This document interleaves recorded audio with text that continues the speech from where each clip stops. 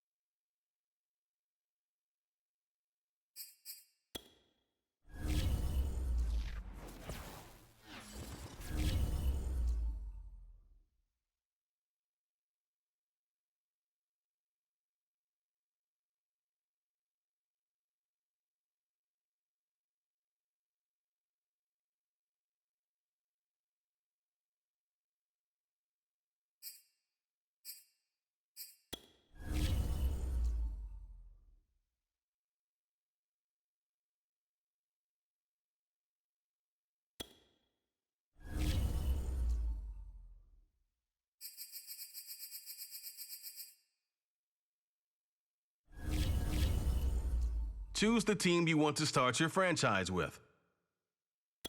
Continue ahead to begin your franchise. Use the options on the left to edit league settings or change your role to a player or owner.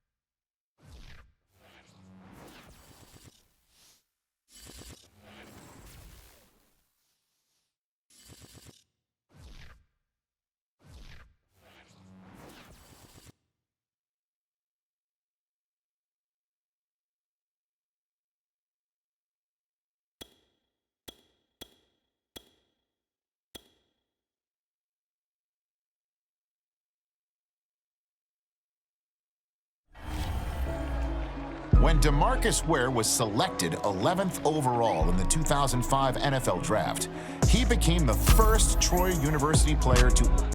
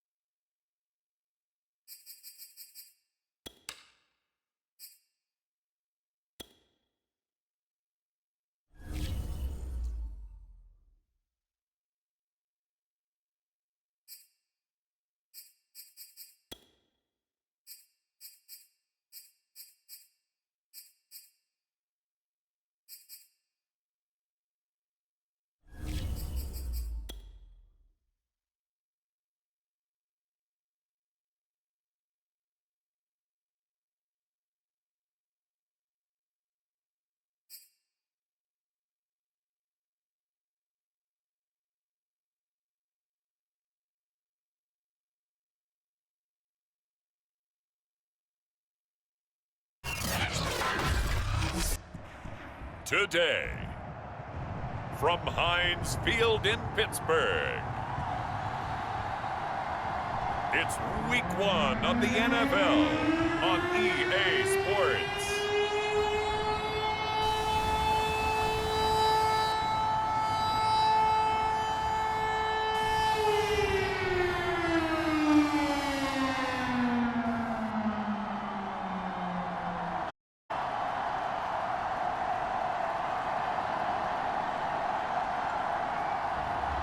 It's the Pittsburgh Steelers taking on the New York Jets.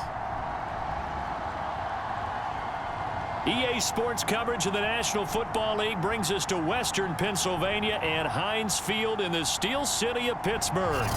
They love the black and gold here in the Steel City, and a few moments ago, their Steelers emerged from the Heinz Field tunnel. They're set, we're set, as the Steelers are ready to do battle with the New York Jets. Taken at the goal line. Oh, good-looking return set up here. Solid return, pretty good field position. They'll start at the 32. So out come the Steelers now for their first drive. They'll be led out by Gardner Minshew, 6th-round selection in 2019 out of Washington State. From the 32 now, here's 1st and 10. Now Minshew.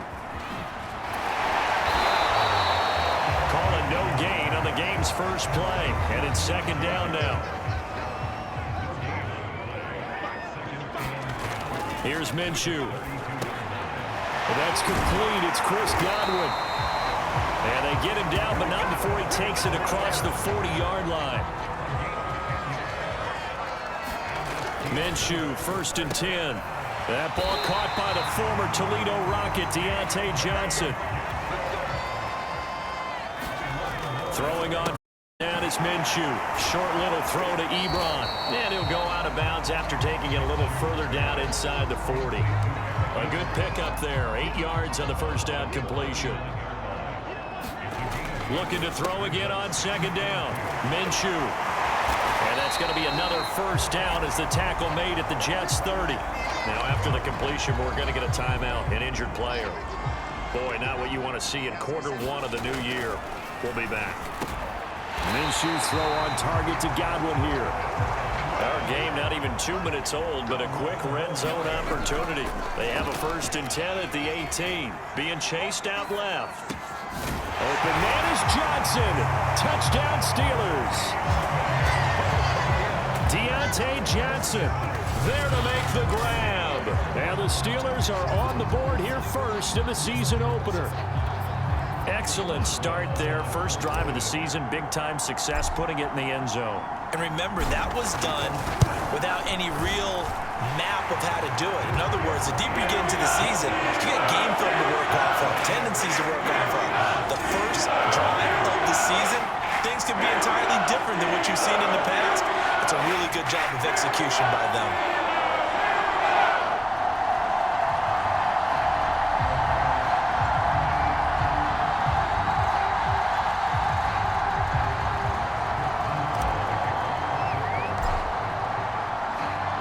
Boswell now to kick it away after the touchdown.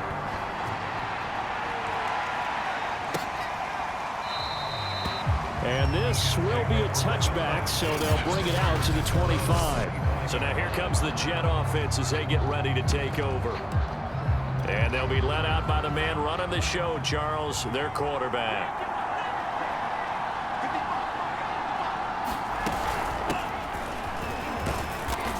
And he'll maneuver his way forward for about 4. 2nd and 6. The run got 4. Now they deal with a 2nd and 6. He'll drop to throw. And the Steeler pressure too much here. He's going down. Stephon Tuitt able to shake free and get home for the sack.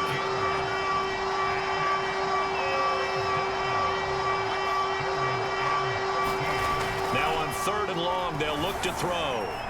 He'll let it go deep for Beckham. And that is going to be pulled in one-handed. Wow. And he takes it down deep into Pittsburgh territory. It's a big play there for the Jets on 3rd down. Well, if you pull up his college highlight reel, you will see no shortage of great throws, and here's one in his NFL debut for big yardage. And this is going to be a big test early in his career. How accurate. Touchdown! Elijah Moore. A 7-yard touchdown grab. And the Jets are an extra point away from tying this thing up.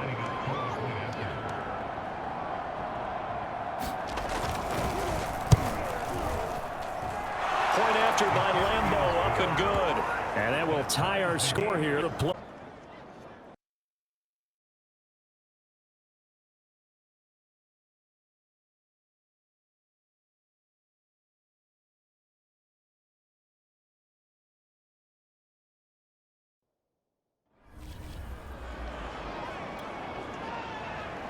Each team's had it. Each team has scored. 7-7 here as the kick's away. Taken in at the 3. A solid return. Pretty good field position. They'll start at the 32.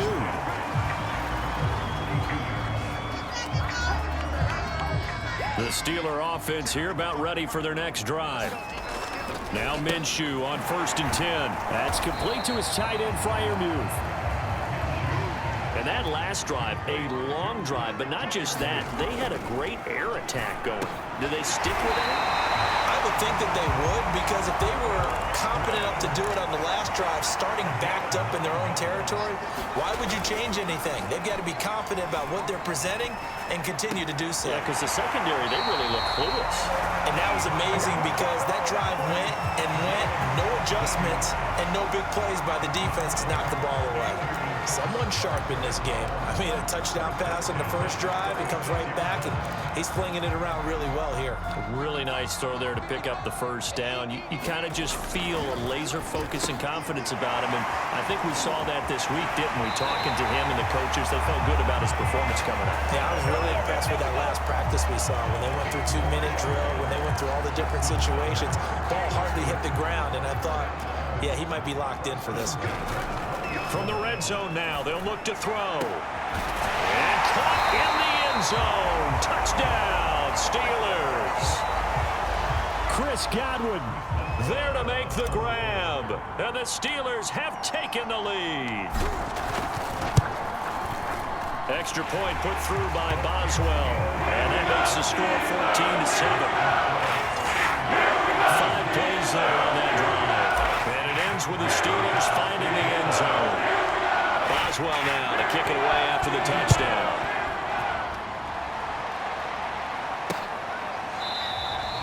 And no effort to bring this one out. It's a touchback. Back onto the field come the New York Jets for their second drive. They were successful last time finding the end zone on their opening drive of the season. And they'll get another shot here with a 1st and 10. They'll start the drive with a run by Gordon. And not much to speak of. Call it a 1-yard gain up to the 26. The run only got a yard. Here's 2nd and 9.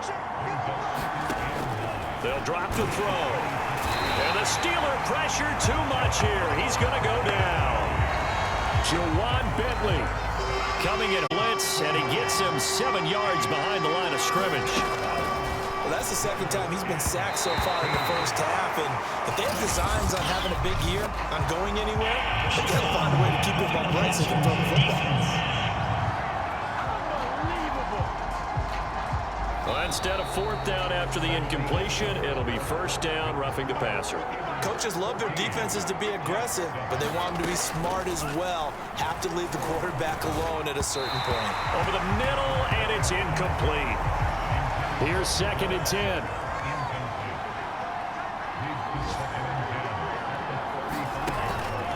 They'll look to throw. Nowhere to go here. He lost the football, and it's picked up by the Steelers. Making it happen. And he takes it back to the house. Number 8 for a Steeler.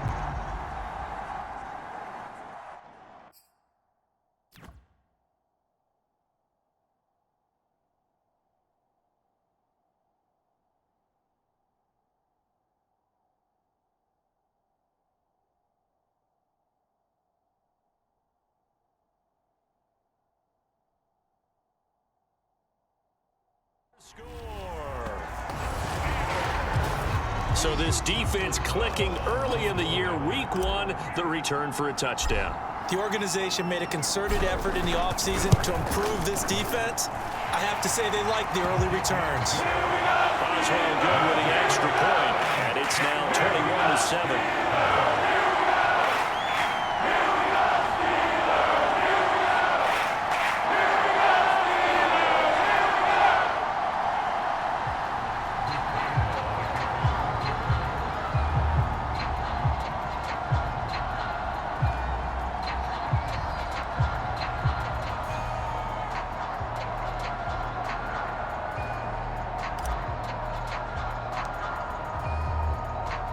And you can bet they're preaching 2 hands on the ball here as the kick's away following that fumble return.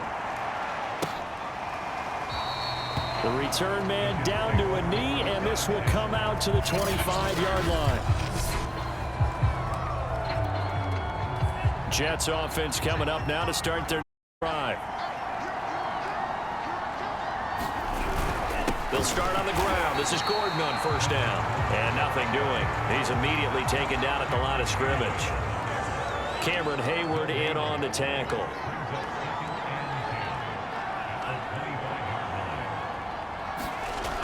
Now he'll look to throw here on 2nd and 10. And his throw is incomplete.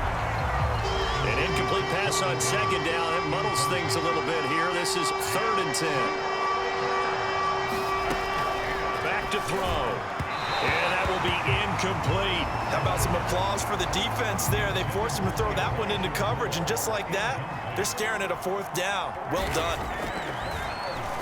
So they're forced to punt on 4th as this one's away. And a fair catch signaled for and taken at about the 18-yard line. That'll be put in the books as a 53-yard punt. And the Steelers will go on offense here, 1st and 10. Here again comes Gardner Minshew. And the numbers for the last drive, and he was perfect, which maybe isn't surprising because he has not missed a pass in this game yet. And it lets you know just how precise things have to be for a quarterback to be perfect, because that means the line's blocking really well. No one's dropping any of the passes thrown to them, and the quarterback is accurate. It's almost like a pitcher throwing a no-hitter or a perfect game, isn't it? He's the principal guy, but he needs a lot of help. Time to find out if he can keep that perfect game going here, partner. Again, Minshew looking to throw. Still fighting for more. And he'll be taken down, but not before he gets into enemy territory. Minshew sets to throw. This is the tight end, Njoku. 5 yards on the catch there, brings up 2nd down. Looking to throw it, Minshew. That swung out wide to Harris. And he gets it down to the 32. From the 32 now, here's 1st and 10. They'll look to throw here. Quick completion here to Johnson. And inside the 20 before he's brought down. So from the 17 now, here's a 1st and 10. From the red zone now, they'll look to throw. And that is incomplete. Oh, the coverage a little too good there. And it's 2nd down. That's an excellent play by the defender. He diagnosed that one, closed quickly, and helped force the incompletion. It'll be Minshew again. And he's got it. And out of bounds all the way down at the 3. That's a big league job there of getting out of the pocket, not panicking, and just buying himself some time. Then he made a good, accurate throw to set up 1st and goal. And in for the Steelers touchdown. Najee Harris from 3 yards out. And the Steelers are looking good here in the season opener as they're able to extend their lead. So a good start to the campaign so far for them here in week 1. Yeah, all the things that you dreamed about in April and May and that you worked on in July and August, getting ready for this game, it's all coming together so far. Extra point put through by Boswell. And the lead down at 3 touchdowns at 21.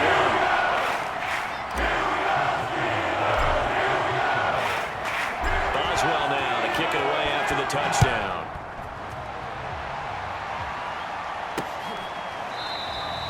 And he'll just sit on this one as their drive will start at the 25. Here he is, the man taking the snaps under center, heading out for the next possession. A lot of the problems have been on the other side of the ball. Is that frustrating for a quarterback who's been playing well? It is, but there's no way that the best ones let their teammates know that. They actually take it upon themselves and say, okay, I have to do even more, or I need to play better. Maybe even say I put my defense in a bad spot. That's what true leadership shows you. Yeah, well, he doesn't need to change. Pressure comes, and the Steelers take him down. Now as we look down, it appears we've got a Jet shaking up on the play. The Jets on 3rd down. They've been okay, 2 for 3 thus far. This will be 3rd and 19. Hate to see this. Week 1 of the season. We'll be back. It'll be a gain of 8, but it'll also lead to a 4th down. 2 minutes remaining in this first half of football. Here's Braden Mann now as he'll kick it away for the 2nd time.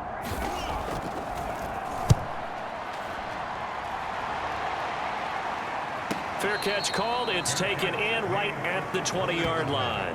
It'll be a 51-yard punt that time. And possession will switch hands, 1st and 10. Here again comes Gardner Minshew. And he's been good. 2 first-half touchdown passes, no interceptions so far. Does a lot for your confidence, does a great deal for your team, gives them a lead, and they're feeling really good about how they're playing. I think he expects to throw at least another one. I was going to say, now he wants the first-half hat trick, doesn't he? Oh, without a doubt. Go ahead and fling him on the field, folks. He wants that type of celebration. Looking to throw. Escaping the pressure right. And they're able to get this one across the 35. And they're going to speed things up here. Back to throw now on first down. Looking for Godwin, and he's got him complete. And down he goes at the 45 after a pickup of 9. They'll go play action here with Minshew. And he rifles one incomplete. I think it's pretty safe to say that when you're up 3 touchdowns, the last thing you want to do is hang one up there and put it in jeopardy and possibly get it intercepted. You got a nice lead. You should be able to protect it. If you get careless with the football, look out. Looking to speed things up here, going with some tempo. Back to throw again. And he is caught by Smith-Schuster. Now the Steelers use the first of their 3 timeouts, as the clock will stop with just under 30 seconds to go in the first half. So from inside the 20, here's 1st and 10 at the 18. Minshew's throw complete there to Smith-Schuster. And able to get this down inside the 15, either the 13 or 14 before he's out of bounds. 5 yards on the catch there, brings up 2nd down. That is caught. It's Juju for the Steeler touchdown. Juju Smith-Schuster there to make the grab. And the Steelers are able to widen their lead here in this first half. Boswell good with point. And the rail is on here in this first half. So that drive, 80 yards, 9 plays. And it ends with a Pittsburgh touchdown. Boswell now to kick it away after the touchdown.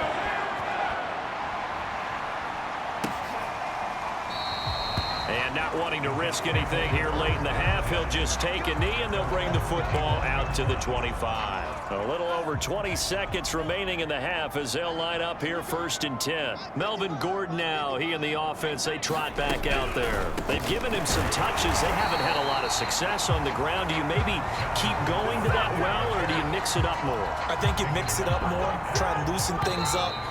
Get the defense to react to other people. And we will save the Week 1 highlights and apparently get right back to the action here in the 3rd. We'll see if Week 1 fatigue becomes any kind of a factor as we are back underway in the 2nd half. And no run back here as the 3rd quarter will commence with a touchback. And the Jets head out on offense here to start this 3rd quarter. And they have a mountainous deficit looming in front of them. It was really, Charles, a disaster of a first half. So where do they go from here? Well, first thing they have to remember is that what's done is done, and there's no going back. And now you have to play this drive by drive. Obviously, come back in this spot, pretty unlikely. But you just have to go out, take pride in your work, and try and put something together here in the 2nd half. And he'll get it out near the 40 to the 39. Something to watch here in Week 1 of the season, tackling. Because you and I both know that in the preseason, a lot of these guys don't play a whole lot. Plus, the intensity and the speed really ratchets up on opening week. And they're going to get him behind the line yet again as his nightmare afternoon continues. He'll lose a yard there, and it's 2nd and 11.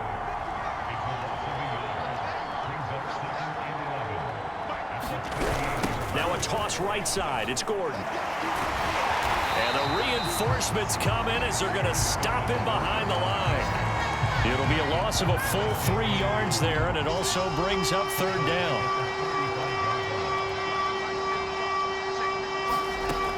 Now back to throw. And that is incomplete. He's had trouble finding open receivers all game, CD, and that's because really there hasn't been many. This defense has been all over him. Yeah, they're one of the better defenses in the league, and every time I talk to someone around the NFL, they all say the exact same thing. They're so fundamentally sound, it's hard to execute against them. A great return there of 22 yards. And out will come the offense as they take over. Time for the Steelers offense now to get set for their first possession of half number 2. They'll come out throwing here to start the drive. He gets this one to Johnson. Now this will leave him a yard short. Nice pickup of 9 yards on first down. He's got Njoku, his big tight end. And he's out of bounds just before the midfield stripe at the 49. They'll look to throw here on first down. A quick pass here to Godwin. And that's good for a pickup of 10 yards. And it'll be second and very short. They'll look to throw again. He finds his man Johnson. And that's going to be another first down as the tackle made at the Jets' 31-yard line. Over the middle, he finds Godwin complete.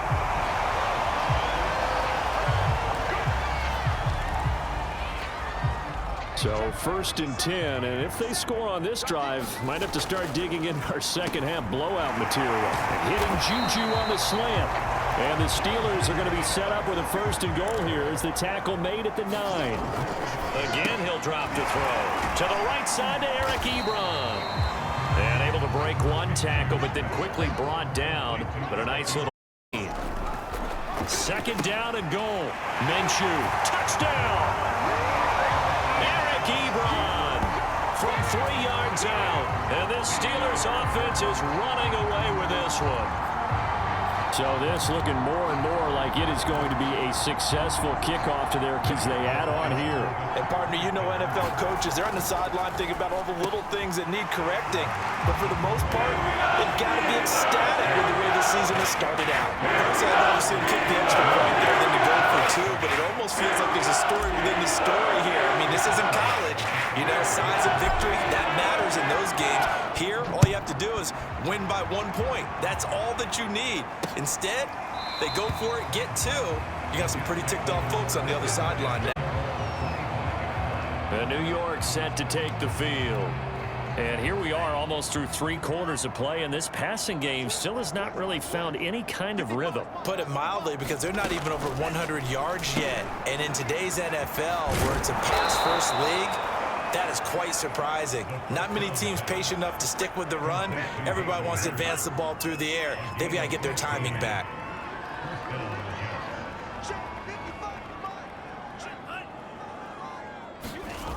On the Jets sweep, here comes Moore. Alex Highsmith there on the tackle. And we're at the 41, second and 9. On the counter, here's Gordon. And he is met quickly in the backfield. Down he goes, folded like a lawn chair. They wind up losing a couple there, so they go behind the original line of scrimmage, and now 3rd and 11 coming up. He'll look to throw, and that is incomplete. Well, the passing windows are just not there. That's just another example of how great this defense has been all game long. And that's exactly what a top 10 defense can do. They can really change the game tempo and frustrate you as you try to execute offensively. Oh boy, he fielded it right on the goal line. A terrific return there, 27 yards all told. And the offense will take over with a new set of downs. The Pittsburgh offense at the line to start their next drive. Throw left side, caught by the tight end Njoku. And they're able to get this one across.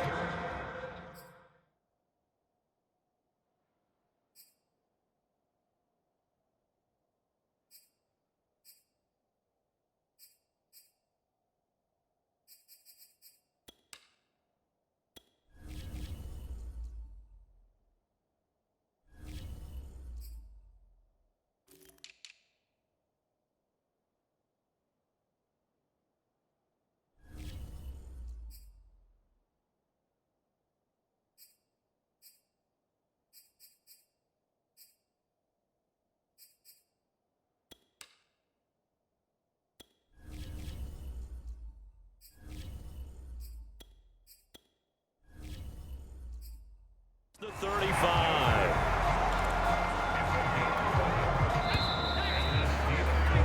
Before they can snap it, time runs out on this 3rd quarter of play. This is the National Football League on EA Sports. Here's a throw to his running back. It's complete. And they bring him to the ground just shy of midfield. Partner, I have to tell you, just one word keeps coming to mind from watching them this afternoon, and that's impressive. They have been impressive from the opening kickoff, and they haven't let up here even into the fourth quarter. Hodges' throw complete there to Johnson. And the offense moving quickly to the line. Looking to throw on first down with Hodges. Again, it's Johnson. Two big plays in succession. Not sure this D knows what hit him, but now they got to get ready. It's first and goal. He's going to leave this for his running back. It's complete. And in for the Steelers touchdown. Najee Harris, already his second touchdown here in this opening weekend. And the Steelers are closing in on a winning start to the year as they extend their fourth quarter lead. Extra point put through by Boswell. And the lead will swell by one more.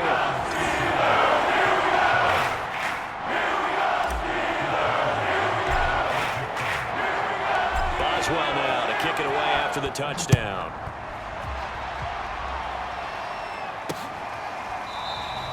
And this will not be returned. It'll come out to the 25. New York ready to go again offensively. And they knew coming in that this would be a tough place to go in and win a season opener. But this has just been a performance, to be frank, not to be proud of here as they trail big in this fourth quarter. Now this one into the hands of the tight end, Hayden Hurst. And he's upended at the 33 following a good pickup of 8. Here's a 2nd and 2 now from the 33. They'll set up a throw. And he's got the hook up to Moore. And he'll get it out near the 40 to the 39. So that a nice throw, but it hasn't really turned out to be the grand debut that many had hoped for. His team's down double digits. So what have you seen, CD? About what I expected, really, because for a youngster making his first start in the NFL, I kind of expected to see these things. A few bumps along the way, maybe not the plays you expect to see or want to see. But remember, he's not going to the Hall of Fame off this first start. It's going to be an accumulation of games before we have a fully accurate reading. But you said it earlier in the quarter when we saw a broken tackle then that we might see some missed tackles here early on in week 1, and that's another one right there. Yeah, not a surprise at all. It will even out as the season extends because everyone will get used to the play speed. But right now, here in the early season, the advantage definitely goes to the offense. Well, this game is certainly pretty well over. They can go ahead and mark it in the win column. But as a defense, they don't want to get so soft now that everybody just throws the ball all over the place against them, gets big yardage, and puts points on the board. They have pride, too, on that side of the ball. Offense for them has been at a premium. You wonder where plays like that have been all game long. They're thinking the exact same thing themselves, but they're also looking forward now because now these plays are really for next week, trying to get some momentum going. And he'll get him inside the 15 down to the 14-yard line. 2nd and 6.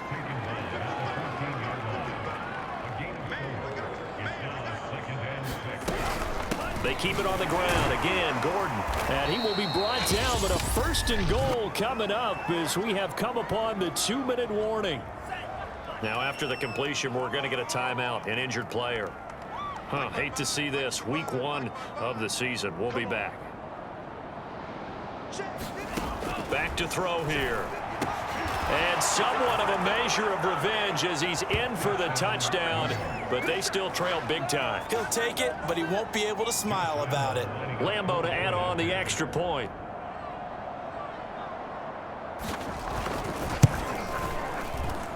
And they make the score a little bit more respectable here in our final quarter of play. So that one, an 8-play drive. It spans 75 yards. And it's finished off by a New York Jets touchdown. This taken in at the goal line.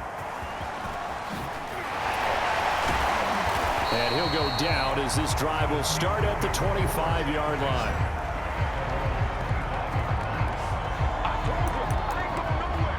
The Steelers ready for their next possession.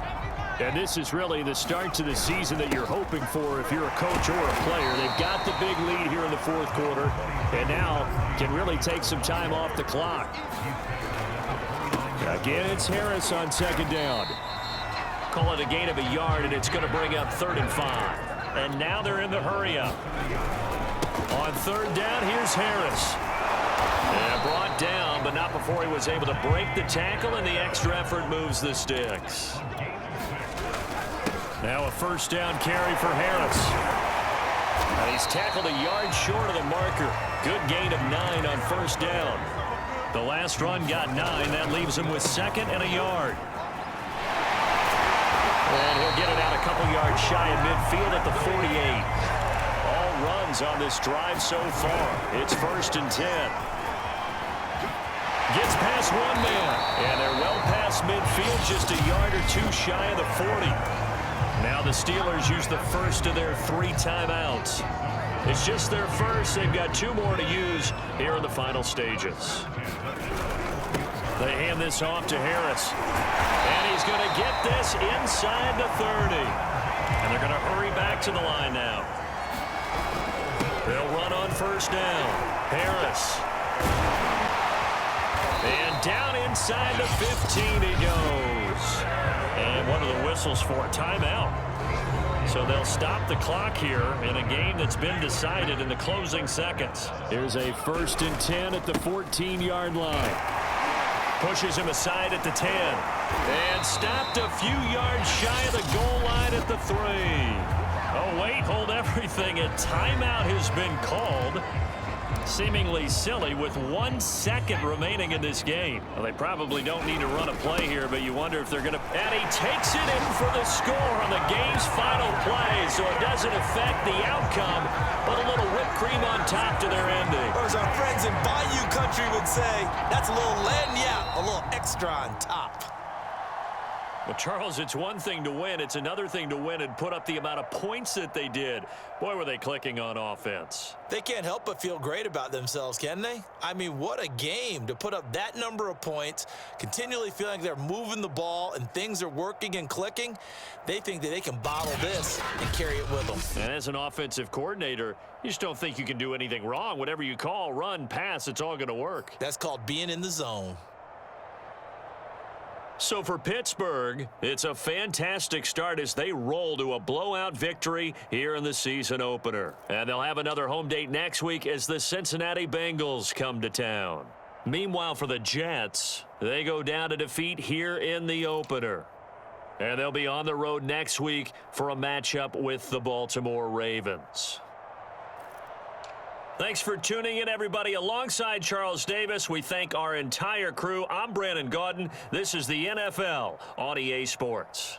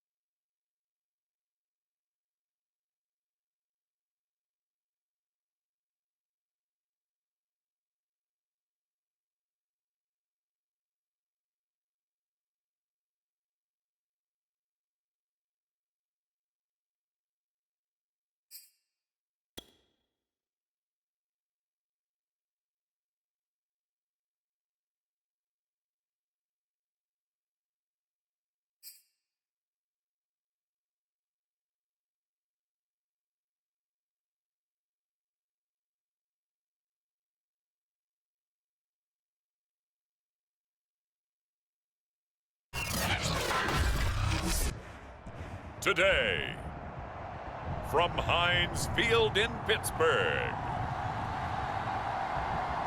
it's Week 2 of the NFL on EA Sports.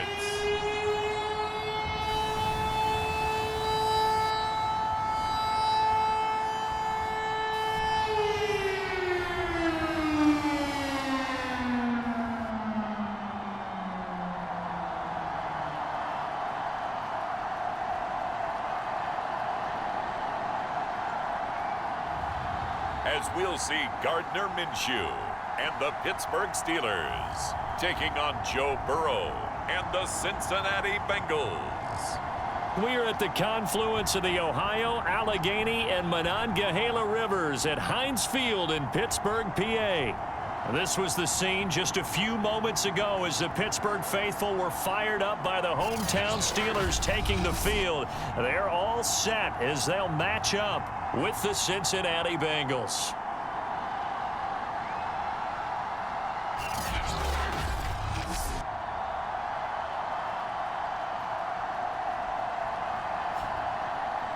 With Charles Davis, I'm Brandon Gaudin. Charles, we look at this Steeler ball club entering play. They've been buoyed by getting 2 home games right at the start, and they come off a good victory in Week 1. And the offense, my goodness, over 50 points in the win last weekend. When you do that, you're not going to lose very many games, maybe not any games. Meanwhile, for the Bengals here, they too were winners last time out, so something's got to give here. And I love it when both teams come in off of wins. Great mindsets, and it usually leads to a really well-played game.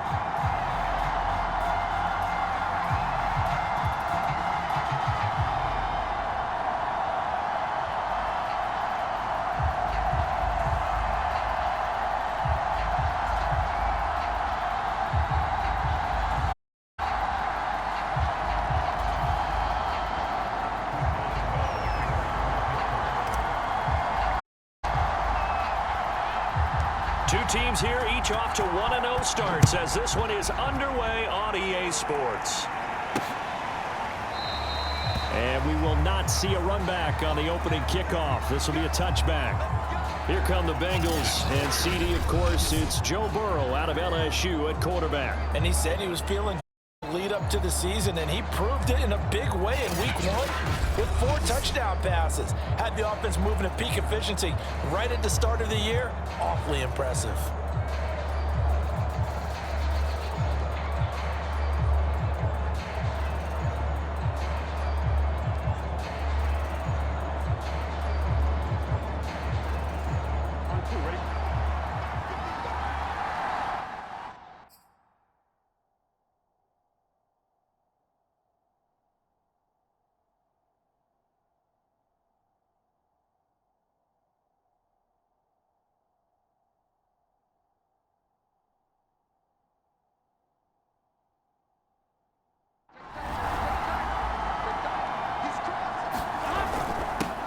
The former second-round pick, this is Joe Mixon, and he'll manage to pick up about 4. It's second down. The numbers for Mixon last week, 17 carries, 83 yards. And give him a ton of credit. He's running the ball really well, but I look at those guys up front. That unit is truly... And right away, he lost the football. And it's picked up by the Steelers. And his guys will take over at the 30-yard line.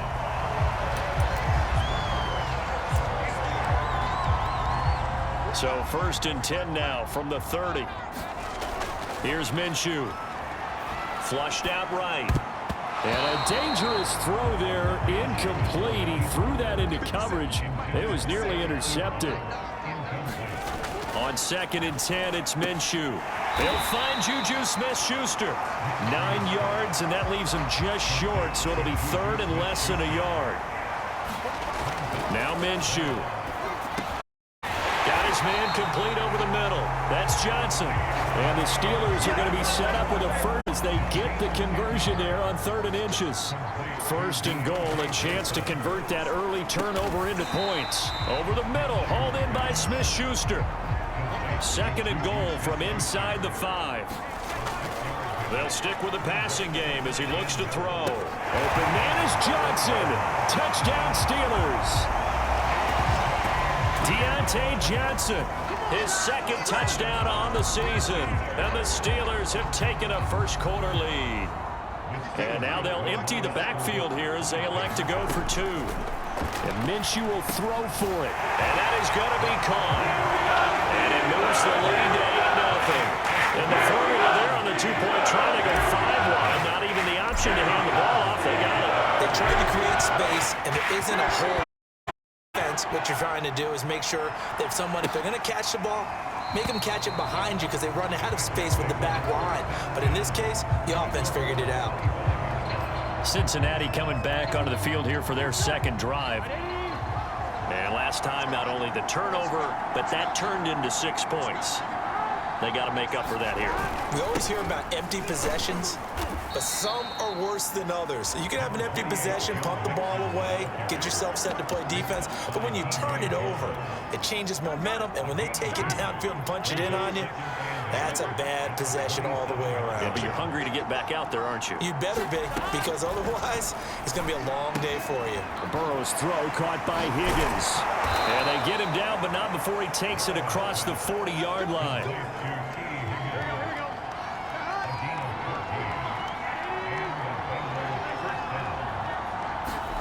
They will throw on 1st down with Burrow. And he fumbled it. It's on the ground. And it looks like Steeler football. It is. Can we get some forensics done here? Because I need to figure out What on them? On the ball, on the guys carrying the ball, what's going on. Back-to-back drives, back-to-back fumbles. That just doesn't make a whole lot of sense if you're coming out here to play in the NFL. I don't think the coaching staff thinks it makes a whole lot of sense either. No, maybe there'll be changes, but if nothing else, there will be a few stern talking tos, that's for sure. The turnover put them in great field position. They don't want to squander it with 3rd down coming up. No, not at all. And you know what else you do? You make your defense mad. Yeah. He got you the football, gave you a great opportunity. You got to cash in and get some points. So from the 36 now, 1st and 10. Now Now this one complete on the slant route. It's another 10 yards on that one and another first down. They'll look to throw. Short little throw to Ebron. Look at those stick skills. And they'll work it inside the 15-yard line before it's all said and done. From the third team now, they work on 1st and 10. This is caught. Touchdown. David Njoku. His first touchdown of the new season. And the Steelers find a way to stretch their lead. Now Mike Tomlin says, let's go ahead and go for 2. They'll look to throw. And they're going to get it. That one's caught. And now the lead moves to 16. I think we're sensing a trend here. 2 first-half touchdowns. After going for 2 after the first score, CD, I thought maybe they would kick the PAT here. No, they get 2 more. No, they decided to really press the advantage because, remember, getting the 2 after the first score, you've already got the other team back on their heels if they're going to mount a comeback. But the scores and 2 two-point conversions, you've really got them thinking on the other sideline. The Bengals drive about to get going. And they had the fumble last time that led to a touchdown. That's a no-no. We'll see what they do here this go-around. A big no-no. Put that in capital letters. Turning it over, the other team takes it down and scores. That can be a deflator for a football team. Now it's up to the offense to get back out on the field and pick things up. You know, they're out there. We'll see if they can pick those things back up.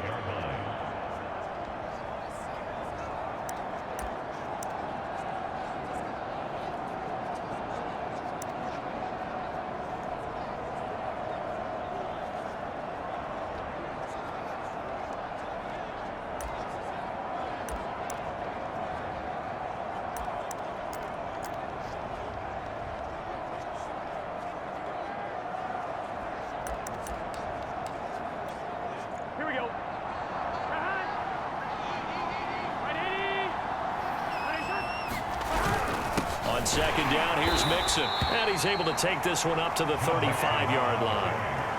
I know what you're thinking out there. I know a lot of you are thinking, take a shot downfield. It's a great spot for it. I'd say maybe later in the game, definitely in the second half. But right now, I think they were just trying to get some momentum built. Get a first down, pick it up, and keep moving.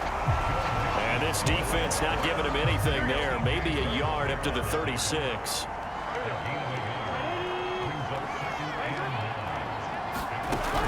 On 2nd and 9. Burrow. And the Steeler pressure too much here. He's going down. Alex Highsmith coming in hard there on the blitz, and he gets him 7 yards behind the line of scrimmage. So that'll leave Burrow and the Bengals with a 3rd and long after that sack we just saw. They'll set up to throw. Over the middle, he finds Higgins. Now a loose football. The ball comes out, and it's picked up by the Steelers. And to the 43. So down inside the 45 to the 43-yard line. That's where they'll take over. And now 3 drives, 3 fumbles. What's amazing about it is when we go around and watch practices, how many times do we see them put that sleeve over a football now to make it more slippery and hard to handle? It's almost like they're playing with that sleeve on the ball right now. Was it 3 drives? Yep. 3 fumbles? 3 fumbles. It's time to change our luck some way, somehow. Focus, concentration. You'll hear those words on the bench in a big way right now. 16-0. That's the score after 1 on EA Sports. And he's got about 5 yards as he's taken down right at the 25. The first down run got 5. Here's 2nd and 5. On the give, this is Harris. Dances by at the 20. And taking it to the 15-yard line before he's brought down. Line of scrimmage, the 15. It's 1st and 10. Minshew sets to throw. To the goal line, but it's incomplete. That was a touchdown if he could have hung on in time collision to jar that one free. So after the incompletion on first, now 2nd and 10. And it's caught. And in for the Steelers touchdown. Juju Smith-Schuster. His 2nd touchdown on the season. And the Steelers continue to pull away here in this first half. They'll try and throw for it. And he's good. So the try for 2 successful. And that bumps their lead up even further. Thorough domination right now. The game plan is simple, obviously, Charles. They're going for 2 after every touchdown, and it's 24-0. Don't you just get the sense right now that they're just flexing? I mean, you'd be able to do whatever they want, how they want, 3 2-point conversions. And now they're up 24-0, so essentially they gained a field goal out of it without even trotting the kicker out there. And he will make it to the 20-yard line and no further. The Bengals drive about to get going. Now, early on, you know, Charles, every game could be called a measuring stick game. But I think when it comes within your division like this, it's a measuring stick game with a little extra intrigue. I would agree with that totally because all division games have a little extra to them. But I like where this game is situated because at this stage of the season, it has that little extra juice, but at the same time, it's not a make or break if this were, let's say, week 15, 16, somewhere in that neighborhood. Now, after the running play, we've got a man down on the field. So 1st and 10 now from the 30. While the training staff works on him, we'll step aside and be right back. Meanwhile, Burrow's throw taken in here by Chase. And they get him down, but not before he takes it across the 40-yard line. They show run with 3 tight ends here on 1st down. Burrow going to give this to Mixon. And he'll be taken down, but not before he works it past the 50. They're making it look easy out there. Another 1st down. So far on this drive, let me do this little bit of math here. 4 plays, 3 1st downs. That's a pretty good recipe for success. This offense finding its legs now. Here's another 1st and 10. From the shotgun, Joe Burrow. This goes out wide for Mixon. And they'll get him down as he's inside the 40. Now that's the kind of big play you'd like to see. This first half, it hasn't gone their way, and they could use a shot in the arm, something to perk them up a bit. And they get one here in the passing game. Mixon with a 1st down carry. A gain of 3, 2nd down. Yeah, I don't know if it's exactly a win-win, but if you're on offense, you'll take that kind of a run, all right? It was kind of stacked up. Found a little bit of yardage, and frankly, they're pretty close to staying on schedule on offense. The playbook is still open for the coordinator. Burrow's throw pulled in by Gronkowski. And they're going to have themselves another 1st down as the tackle's made at the Steelers' 24-yard line. And we've hit the 2-minute mark in this 1st half of action. A reminder coming up at halftime, we'll head to Orlando. Standing by there, Jonathan Coachman. He'll have stats and scores from around the NFL in this 2nd week of the regular season. Burrow getting this into the hands of Higgins. And they'll get him down after a pickup of 8, 2nd and 2.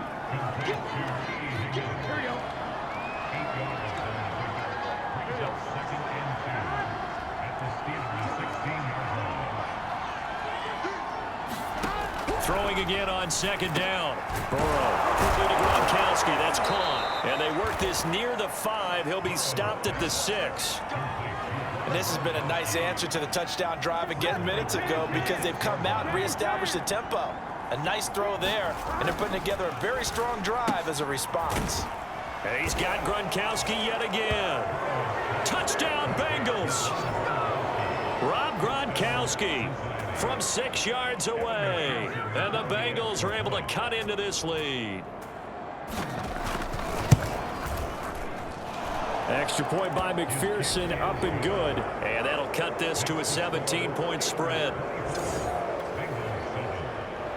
So after the made field goal, here's McPherson to send this one away.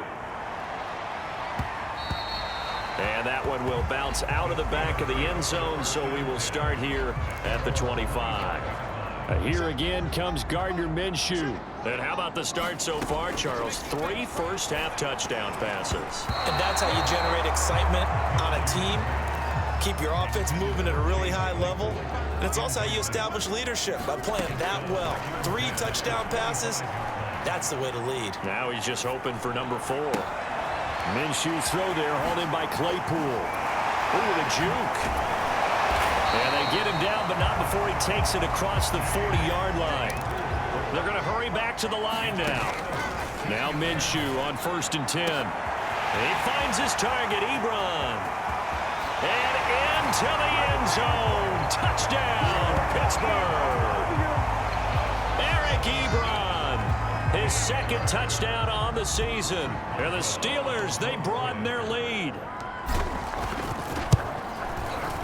Boswell good with the extra point. And the rout is on here in this first half.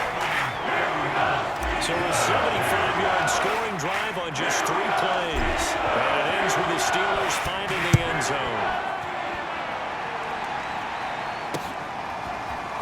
And here comes a return from just beyond the goal line. And tackled at the 21-yard line, so a net negative there of 4 yards. The Bengals drive about to get going. And they've got less than 30 seconds to go here, so not a lot of time to work with. He's got his big tight end, Gronkowski. Not much there, only a yard. As a defense, you're more balanced when you're in zone coverage because you're able to keep your eyes on the quarterback and see the play develop in front of you. They're able to keep the quick pass in front of them and stop it right at the line of scrimmage. And he's going to be taken down here as that will lead us to the end of the first half of play. So we've come to halftime after a very one-sided beginning to this one. Hey, Charles, can you give me water?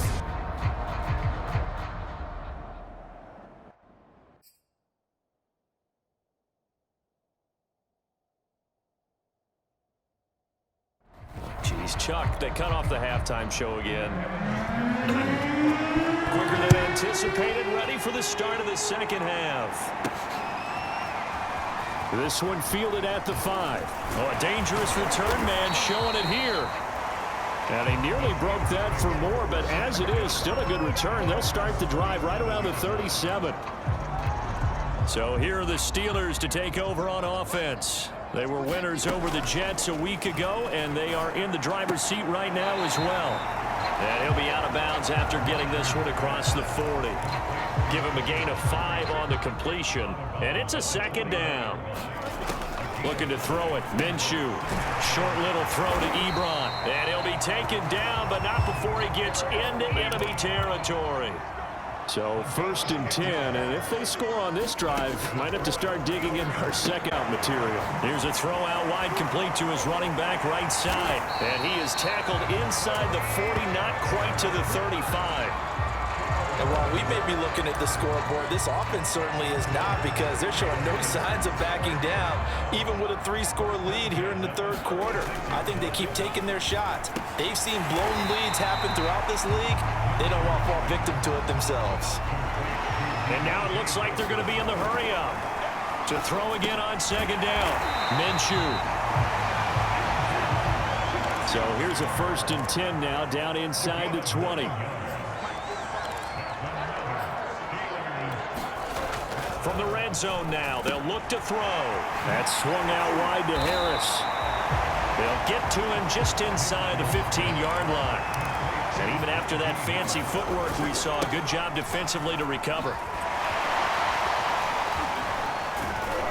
And he's able to work it here to the 8-yard line.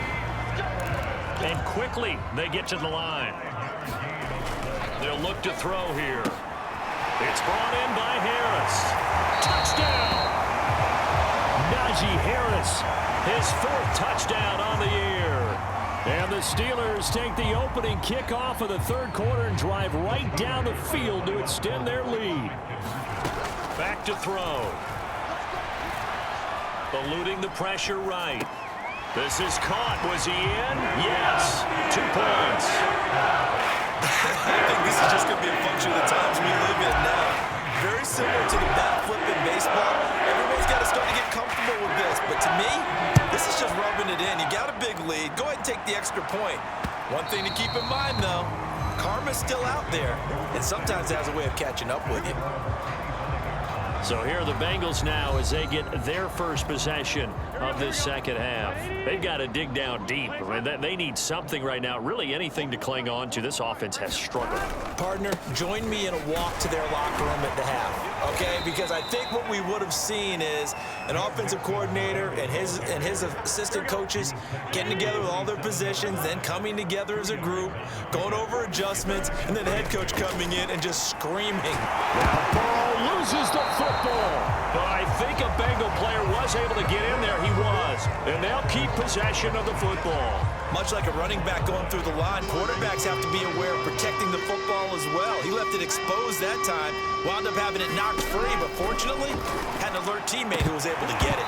Ball had his hands on it, couldn't bring it in. Pretty symptomatic of how this game's been going.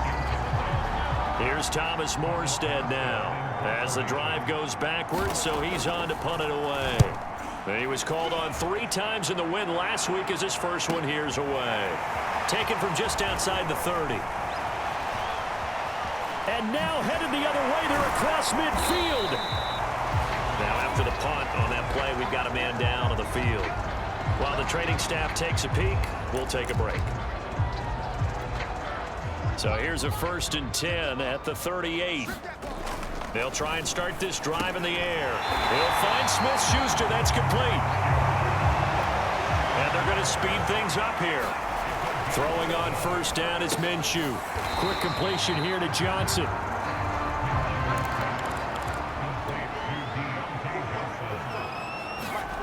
Looking to throw again on 2nd down. Minshew. Many different ways to create space, but on that play, he did it with that big, wide body of his. Didn't get a whole lot of yardage up, but it did what it was supposed to. Pick up a 1st down. They'll go play action here with Minshew. Sliding out of the pocket. And in for the Steelers touchdown. Pat Freiermuth. A 14-yard touchdown.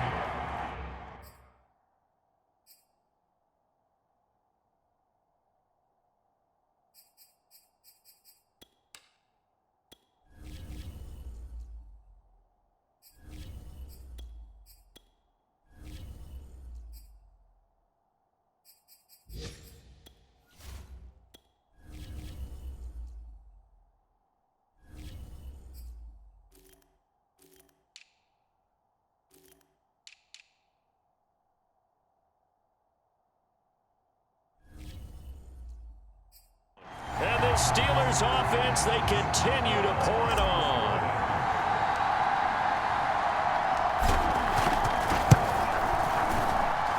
Extra point put through by Boswell. And that will extend this mid-late.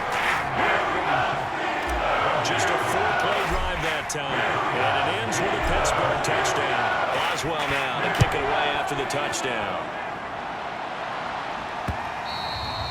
And this will be a touchback as that sails over the end line. Cincinnati now ready to take the field. They have been struggling. I would imagine at halftime they went through some possible changes. Well, those changes aren't working, so now where do you go? I think that now it's much more in their head. And what I mean by that is just what you said. You've gone over the changes. I bet they were pretty clinical at the half, not too emotional. They might need to go to the emotional side because you've got to find something, some spark somewhere. And so far, just being calm hasn't exactly worked. They need any spark at this point. There's a nice pickup right there. And after watching that play, I'm thinking about all the lost opportunities that they've had so far in this game. But right now, just focus on continuing to move the ball the way they did on the last play. And he is across midfield from 149 to the other 49, a gain of just 2. We have played 3 quarters. We'll return with more after this. You're watching the NFL on EA Sports. Throwing again, it's Burrow. Now Burrow loses the football. And it looks like Steeler football. It is.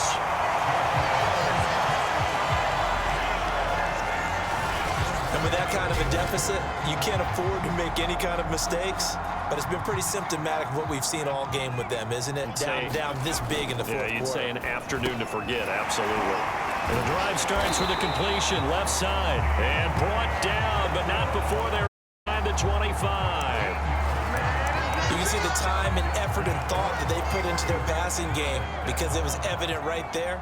It looks like a simple pitch and catch, but you and I both know that they have planned for this and worked hard to make it. And he's in. Touchdown, Steelers. Najee Harris with his 2nd touchdown of the game and 5th on the year. And the Steelers are on their way to a 2-0 start.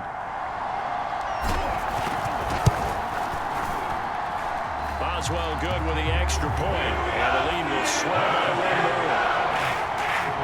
Hardly any time taken off the clock there. 2 plays, and they find the end zone for 6 points. Boswell now to kick it away after the touchdown.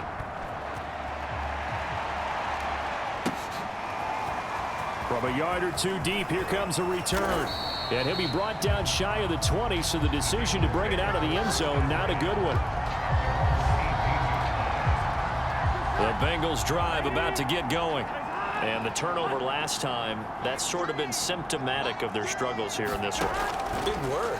I like it, though, because you're exactly right. Like that, don't you? All game long, they've struggled moving the ball, turning it over on the last possession. Is that word again, symptomatic? Yeah. I like that. Your analysis, symptomatic of the success of this broadcast. What I like is that you gave me the word, and I just kept using it. He rifles one that's intercepted. It's Devin Bush, the linebacker, who picks it. And this one will be brought back to the 22.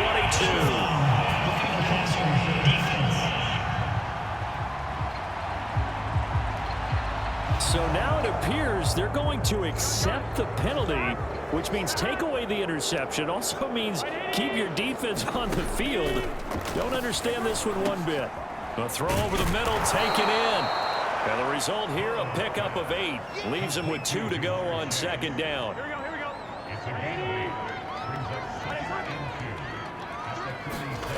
Throwing again on 2nd down. Burrow. And it's a slant to Gronkowski. I know I spend a lot of time talking about how tight ends in a lot of cases now are pumped up wide receivers, but they're still big people. He used that frame right there to absorb a really big hit on him and held on to the ball. Here's a throw caught by Gronkowski. And he's got this down a yard or 2 shy of the 40 before he's out of bounds. They'll contain him to just 4. 2nd down. One thing I think that's safe to say defensively, the tackling's been really good. And because of that, it's been very, very hard for them to move the ball because you're not getting the benefits of run after catch. You're tackling them almost on the spot. That means you have to run extra plays, harder to move it. Again, it's Burrow. He will find his man Chase complete. And inside the 20 before he's brought down. So from the 17 now, here's a 1st and 10. From the red zone now, they'll look to throw. Now Burrow loses the football.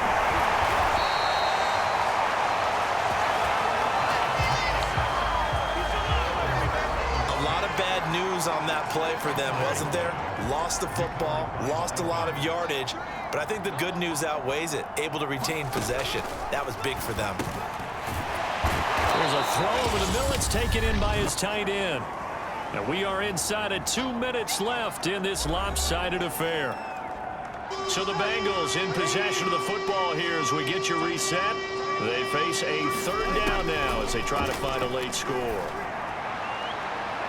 Now here's a look for the end zone, but that one's going to wind up incomplete. This defense is continuing to contest every deep ball that is thrown downfield. And look, it doesn't matter whether you're playing man or zone. Eventually that becomes man on man, and you got to trust yourself and go up at that moment of truth and make a play on the football.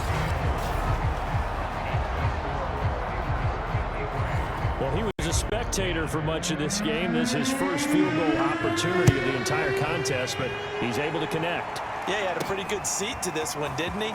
But let's face it, all kickers that you and I know, they want to contribute. They want their opportunity, and he seized his. And they'll get him down right around the 25, actually the 26 officially, so a net gain of 1 there. They turn to Harris to begin the drive. 65 yards rushing for him now to this point. Looking to speed things up here, going with some tempo. Harris going to get it again on 2nd down. Nifty move. Oh, he breaks a tackle, and he's got an alley. It's saying they pay me, I'll do it. And he will get into the end zone. It's another touchdown. This thing is ugly. Looking like they're well on their way to a 2-0 start. All smiles right now on that sideline, isn't it? As well there should be. It's hard to win a game in the NFL. We hear it all the time. We know that it's difficult. But guess who's smiling But inside is thinking 24-hour rule because we're going to have to play again next week. Yes, man. Without a doubt, the head coach, he wants him to feel good, but at the same time, find a way to keep improving. Boswell now to kick it away after the touchdown.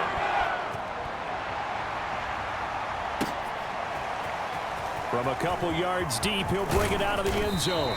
And beyond the 20, but not by much. In fact, just a yard pass there to the 21. The Bengals drive about to get going. Let's just be frank. They're playing for pride at this point. That's all that's left because victory, not a chance now. And I can't wait to see how they actually go about doing it because there are a lot of people watching the body language of the guys on the field now. And if they call plays they want executed, they need to do that and do it really well. Otherwise, there could be repercussions. We'll see how they handle the waning moments of this one. From the 34 now, here's 1st and 10. Now it's Burrow. Into double coverage, and it's intercepted. It's Devin Bush, the linebacker, who picks it. And his guys are going to take over at the 39-yard line. Well, partner, I got to tell you, I'm trying to think of something positive to say for this offense, but I'd have to be a spin doctor for that one. This has been a tough performance to watch. And I think it's hard at this point to actually identify with. And that is caught one-handed. Oh, my, he pulled it in. Now the Steelers use the first of their 3 timeouts. It's just their first. They've got 2 more to use here in the final stages. They'll roll him out right. And this will be caught. And the carnage continues. It's another touchdown. Well, I tell you what, Charles, I know that you don't put a ton of stock into power rankings and things of that nature, but another score here, and 2 weeks into the season, this is maybe the most impressive team in the NFL. Would you agree? Well, they've certainly sold me as they've sold you, and I agree with you, no question about it. They were easily last week. They're on their way to another lopsided victory here. They're definitely a team to be reckoned with, and they are serving notice to the rest of the league. Boswell now to kick it away after the touchdown. This fielded right at the goal line. And the decision to come out of the end zone is going to cost him 5 yards as he's taken down right at the 20. The Bengals drive about to get going. They've lost this one. Their offense has struggled. Do they try to put together something here at the end just to take into next week? Yeah, sometimes teams want to do that and coaches want to. I remember one time I was on a team and we were losing late in a game like this and you knew it was lost. It was over, right? And the coach called a running play and pretty much said to everyone, I want to see something executed well before we get out of here. And that was the message to the team. Just something to build. Just something to build on, get it done, and maybe we can look at that and say, we'll get better as we go forward. This has been a rough one, to put it mildly, for them. And after this one's done, you just feel like at the post-game press conference, this team's going to have a lot of questions and definitely not a lot of answers. On 2nd and 10, Burrow. Now a leaping catch, he's got it. And he gets this to the other side of midfield across the 45 before going out. Well, this game was decided a while ago, and that completion there is going to artificially inflate his passing numbers. So right now, the only one really applauding probably his agent as he thinks about angling for a new contract. He's got it at the 15. A big offensive explosion helped leading them to victory, and the defensive guys, they're just saying, hey, put those points up every week, we'll just keep winning. They will gratefully accept them, won't they? It makes their job that much easier when they're scoring that many points, allows them to play with a totally different style. So for the Steelers, they use the favorable early schedule to their advantage as they move to 2-0. And they'll get to stay put for a few days as they'll host the Baltimore Ravens next week. Meanwhile, for the Bengals, they'll fall to 1-1. And they'll be at home next week for a date with the Tennessee Titans. I'm Brandon.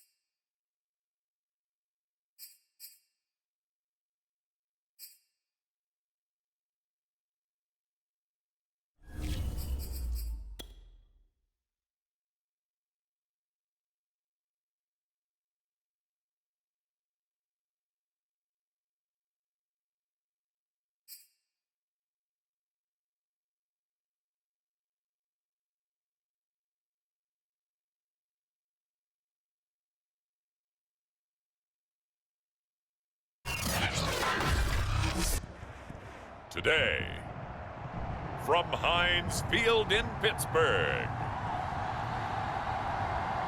it's Week 3 of the NFL on EA Sports.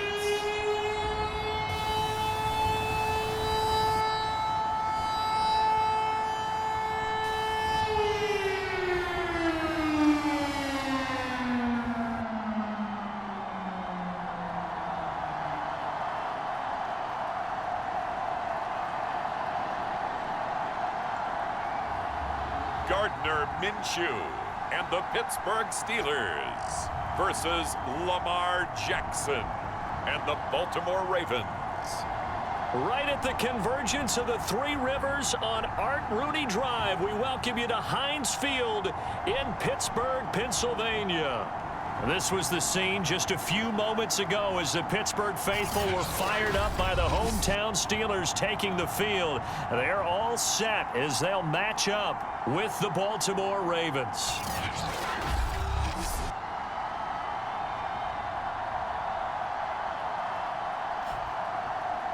With Charles Davis, I'm Brandon Gaudin. Charles, we look at this Steeler ball club entering play. It's been a great start to the season, back-to-back wins to begin the campaign. Yeah, you don't want to get too excited. There's still a lot of season to go, but they've come out playing good fundamental football, and that might carry them a long way. Meanwhile, for the visiting Ravens, they were losers their last time out. They're going to try to get back in the win column, but obviously they're going to have to do that in a hostile environment. And sometimes it actually works to your advantage. Now you've got to band together your team, the us against the world mentality. Let's see if they can use it and get a victory. It's the first weekend of autumn, and the NFL is in full swing as off we go on EA Sports. And that'll carry over the back line of the end zone for a touchback.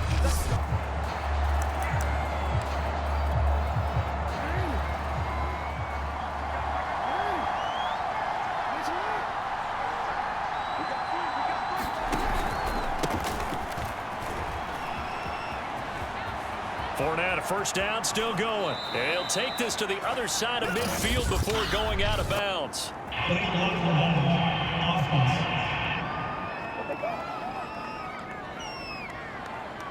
That's a good chunk of yardage. It's going to be canceled out. And we always talk about hidden yardage. That's going to count as that because now it doesn't go on the books, but now they have to make that up again, don't they? Meanwhile, Jackson's throw complete here to his receiver, Brown. The numbers there for Brown from a week ago.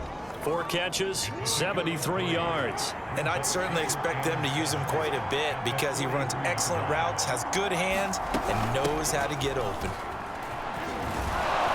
And he'll be taken down, but not before he works it past the 50.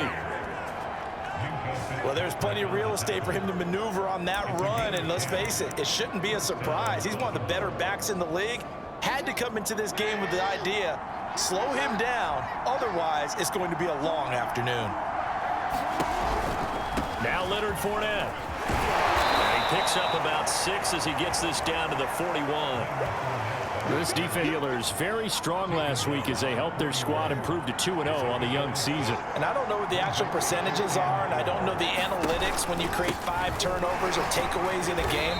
But coaches always say, when you create a number that high, your chances of winning probably up over 98%. I haven't seen that number quantified, but I believe them. Fournette, a first down carry.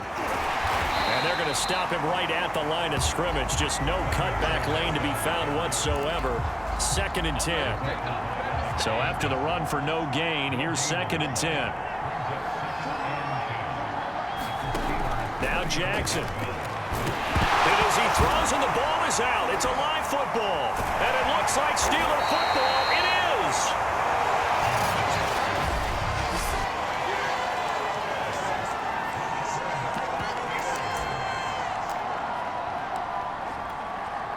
So good field position for the Steelers as they come up 1st and 10 right at the 50-yard line. Minshew's throw complete there to Johnson. This will be stopped about 2 yards shy of the marker. 8-yard gain, 2nd and 2. Minshew's throw on target to Godwin here. Back-to-back good plays have him on the move on first down. Here's Minshew. He gets this one to Johnson.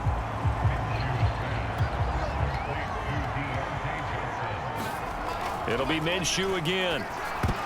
And that nearly an interception here on this opening drive, but he gets a reprieve.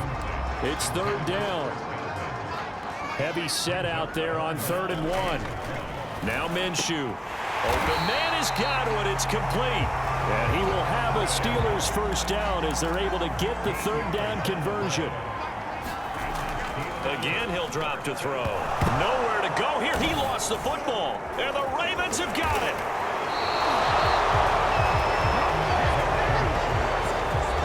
So a rocky start on both sides offensively. Turnovers exchanged. I saw what you did there. What'd I do? Rocky. Too rocky. I saw that. I got it. And, and right now, they're carrying it around like they are wearing boxing gloves. If we're going to have that kind of a reference, they've got to get it together and start playing a little bit better ball. On 2nd down, here's the option. So that was all you're looking for on a play like that. Get the first down and keep the drive moving. Yeah, it just looked to me like he just said to himself, I got this. I'll take it. I'll pick it up, and let's keep moving. Get the first down, get a new set, and let's start over. No gain on the play. It'll be 2nd down.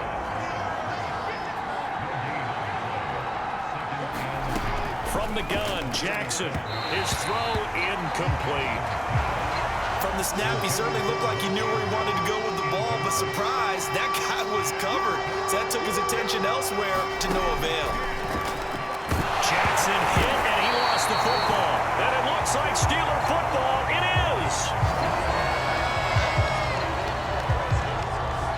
Some guys just have a knack for creating turnovers. He's got a little bit of that going. He forced a fumble last week, another one there. And it just drives teams crazy because they realize that certain guys, as you said, have that knack, and they're trying to keep them away from the action, away from the ball. But the best ones have that overwhelming desire, that overwhelming need to get to the football and make it happen, and that he does. No score after 1 on EA Sports. From the 10, 1st and goal. Shreds the, and he's going to take it in for a Steeler touchdown. Najee Harris with touchdown number 7 on the year, as his guys are first onto the scoreboard here this afternoon.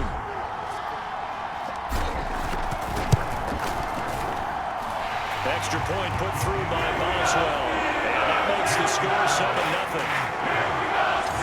Scoring summary, 3-play drive. And it was Najee Harris who finished it off with a touchdown run. Boswell now to kick it away after the touchdown. Devin Duvernay now returning from the end zone. And he returns this to the 22.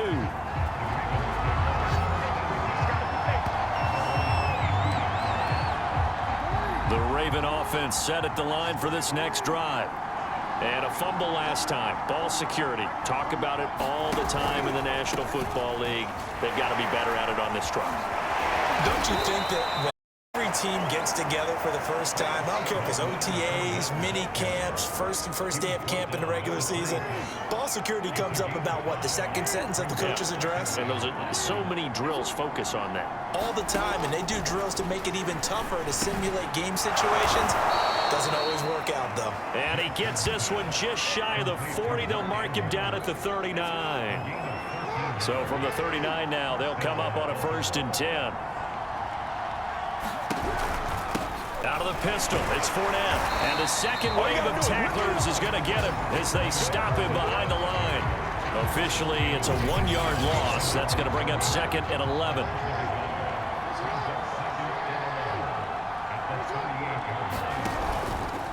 A handoff to Fournette. And he stopped immediately there. No gain that time, and it leaves him with 3rd and 11 coming up. 2 minutes gone by, 2nd quarter. On 3rd down, Jackson. flush to his right. And he slides and covers up at the end as he's going to be able to pick up decent yardage. So on 4th down, here's Sam Cook to punt it away.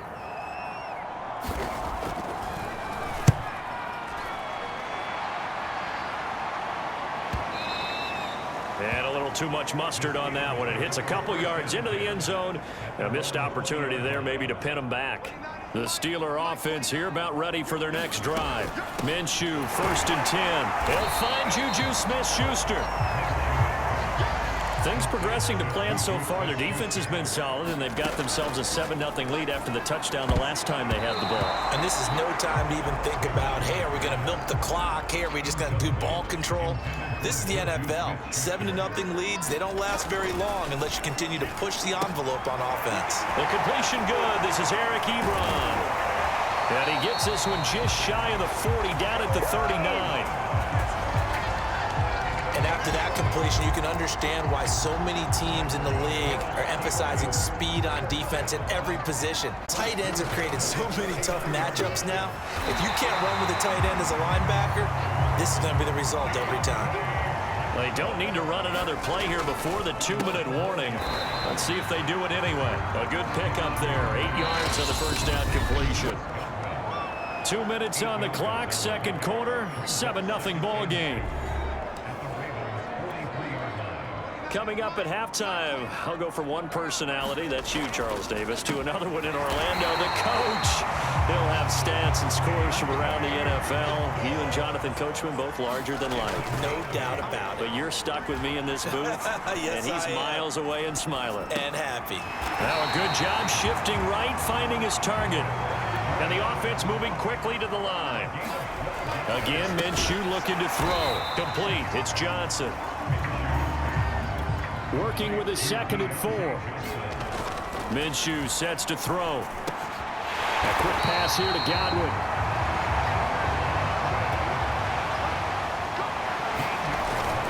They'll try and run for it on 1st and goal.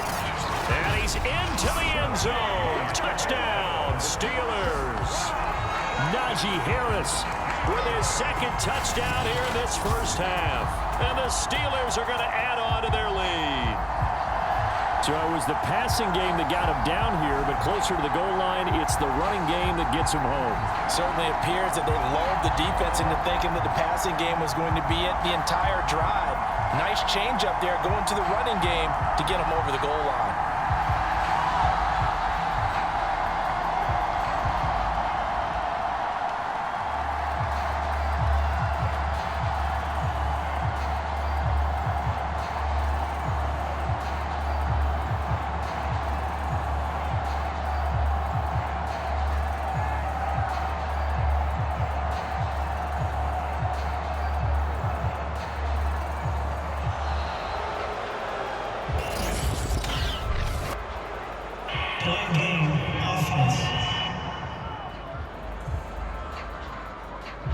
So that'll back him up 5.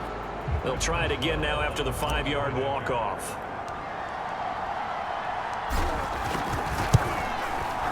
And it's good to make it 14-0. A 10-play drive that time. And it was Najee Harris who finished it off with a touchdown run.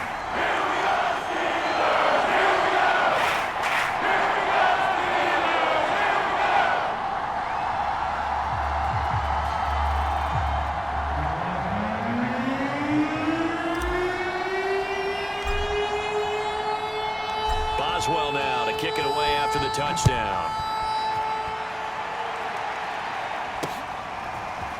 Duvernay now going to bring it out. And ultimately, he stopped right where he would have been if he had simply gone down to a knee at the 25.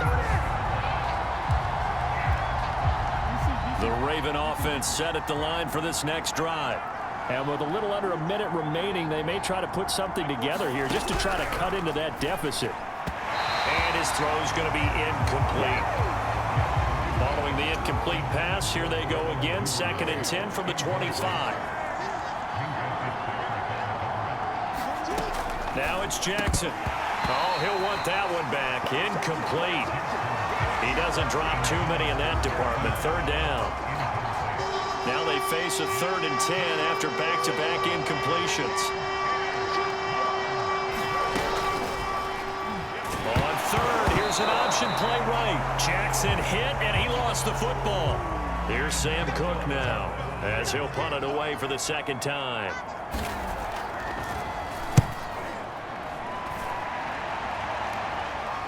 Fair catch called for and made at the 16 or maybe the 17-yard line.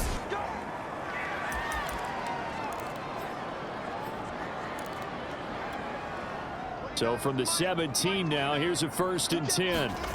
Off play action, it's Minshew. Looking downfield for Godwin. And this will be caught at the 30. And into the end zone. Touchdown, Pittsburgh. Chris Godwin, 83 yards. And the Steelers are able to strike quickly to add on to their lead. They have really had their way so far in the first half, but they wanted to continue to build on their lead. They know that no lead is safe in this league, so they decided to try their best to get one more as they headed into the half, and they got it done. Boswell good with the extra point, and that makes the score 21-0. Those are the ones the offensive coordinators dream about. One-play drives from that distance. What an effort. It results in the touchdown. Duvernay now going to bring it out. And only able to get this to the 19, so probably should have opted for the touchback. The Raven offense set at the line for this next drive. And we'll see how they want to play this. Just a little over 20 seconds to go. Got a man, it's Brown. The Ravens going to use the 2nd of their timeouts as the clock will stop with 20 seconds to go in the first half.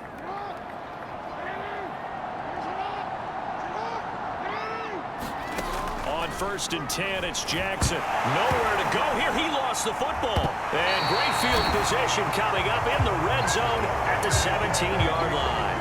And it looks like Steeler football. It is. Brandon, that's the 3rd time he's fumbled so far in this game. And, you know, you can make excuses for each and every one of them.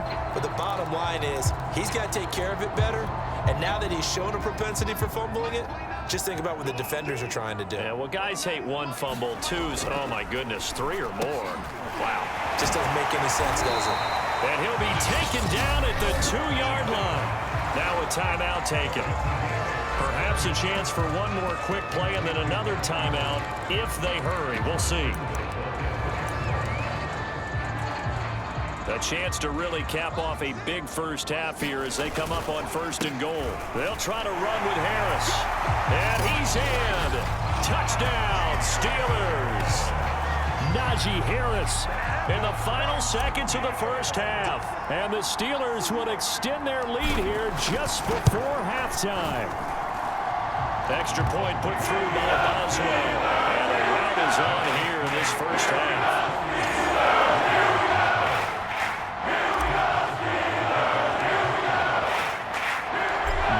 Time for one play on offense. 7 seconds to go in the half as the kick is away. Duvernay now going to bring it out. Now a hit and a loose football. And it's picked up by the Steelers. So they've got the football and they'll start right on the edge of the red zone at the 20-yard line. And careless with a football there on the kick return. And one thing I love about going to practices is trying to get around coaches and hear their catchphrases and what they really emphasize. We haven't been to a single one yet this year where a guy fielding a kick, you don't hear, tuck it away, tuck it away, tuck it away. And this time, they turned it over. Ball security eluded him. And we will skip the highlight show this week. Get right back to this Week 3 matchup. Pollard to return from the end zone. And he'll be stopped right around where he would have been had he gone down to a knee, maybe a yard shy of there at the 24. So here are the Steelers to take over on offense. They've won 2 straight, and they lead this one as well as they come up on 1st and 10. Here's a play fake as they set up to throw. He'll rifle this one deep right side. He's got a man complete. And into the end zone. Touchdown, Pittsburgh. Deontay Johnson, 76 yards. And the Steelers come right out of the locker room and score here in the opening minute of the third quarter. Boswell good with the extra point.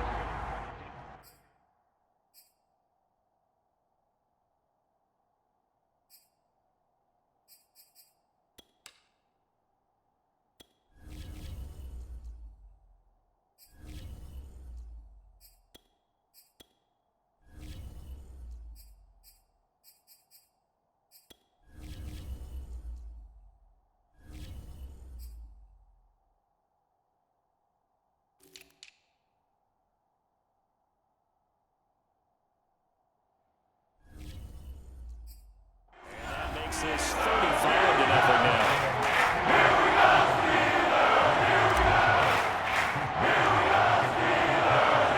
Boswell now to kick it away after the touchdown. Duvernay now going to bring it out. And he's able to get this across the 20, but not by much, as he's marked down officially at the 21. The Raven offense set at the line for this next drive. They are right now just ice cold. I mean, they have struggled big time in this game, and they're getting blown out. How do they adjust? So tough, because we always talk about it being a team game, and you need all 11 working well together. But every now and then, partner, you need that one guy who play against all odds that maybe can ignite things. And I think that's what they're looking for right now. Yeah, you talk about going to your playmakers. They probably need to do it. Find someone that you're used to touching the football that makes big plays and give them that opportunity to maybe wake up everyone else. So a good run by Fournette. Now another 1st and 10. Now a handoff here to his running back. And that play went nowhere. Losing yardage. It'll be back at the 36. They'll lose a yard there, and it's 2nd and 11.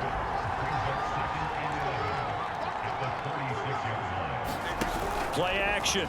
Now Jackson. That's caught by Kelly. That'll wind up as a loss on the play, so now they're staring at a 3rd down and 12.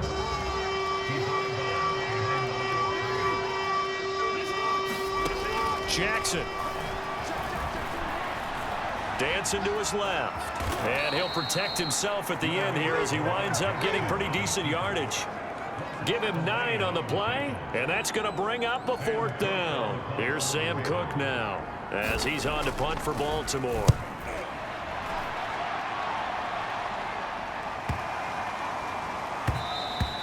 And this is going to hit the goal line and continue on into the end zone for a touchback.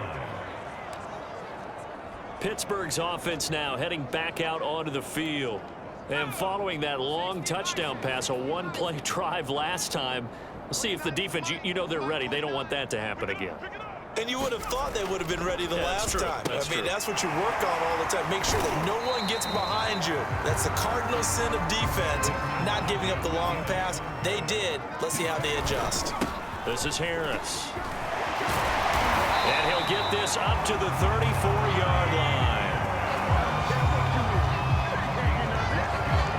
I don't know what this says about me, but I love successful runs up the middle when the blocking is so well executed like that. And it doesn't matter whether it's zone blocking, whether it's a power scheme. When you have a blocker on a defender and then the running back can read it, find the proper hole, and just go, sometimes a thing of beauty. And now they're in the hurry-up. Gets it to Smith-Schuster on the jet sweep. And getting this just shy of midfield, they'll spot it at the 49. An excellent run there coming from out wide. And we used to consider these jet sweeps to be gadget plays or something a little bit unusual, right? But now most teams have some version of this play in their playbook. And I think it's a lot because of the receivers that are being developed nowadays. These guys look like running backs even though they're playing out on the perimeter. Oh, nice move. He's going to make everything happen. And he just falls short down at the 1-yard line. After the big play, a chance to finish now on 1st and goal. They'll try and run with Harris. And he's going to take it in for a Steeler touchdown.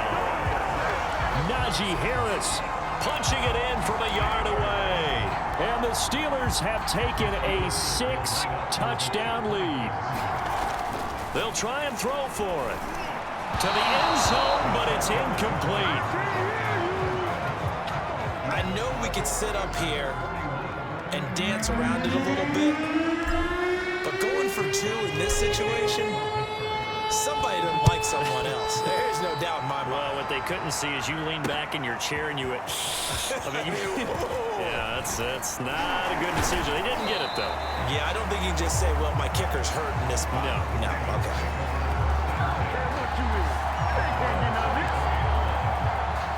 The Raven offense set at the line for this next drive and hoping to do better than they did their last possession when they punted the football. Appeal to the vanity of your offensive line. Tell them that they control your fate. Leverage guys. Win the line of scrimmage. If you do that, you start to win first down. You win second down. And guess what? You start accumulating first downs. And that's what they need in order to not punt the ball again. No gain there as he kept it himself at second down.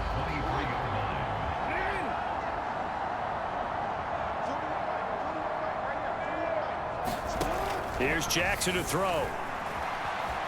Escaping the pressure right. And he'll slide to a halt here. Still a little shy of the first down marker. So they'll get a little extra time to come up with his third down play as we played 3 quarters. We'll return with more after this. This is the NFL, and it's on EA Sports. They'll swing this out to Fournette. And he will have a Ravens first down as they're able to get the third down conversion. I like the play design there. They occupied the defense downfield, everyone trying to account for someone. But unfortunately, they didn't account for the running back slipping out of the backfield, and he was absolutely unnoticed and wound up getting big yards on that play. And that throw behind his man, he missed him, incomplete. Devin Duvernay, the intended receiver. And that'll bring up second down. And looking for Andrews, but this is intercepted. He's picked off at his own 47. And they take over. They'll set up shop at the 46-yard line.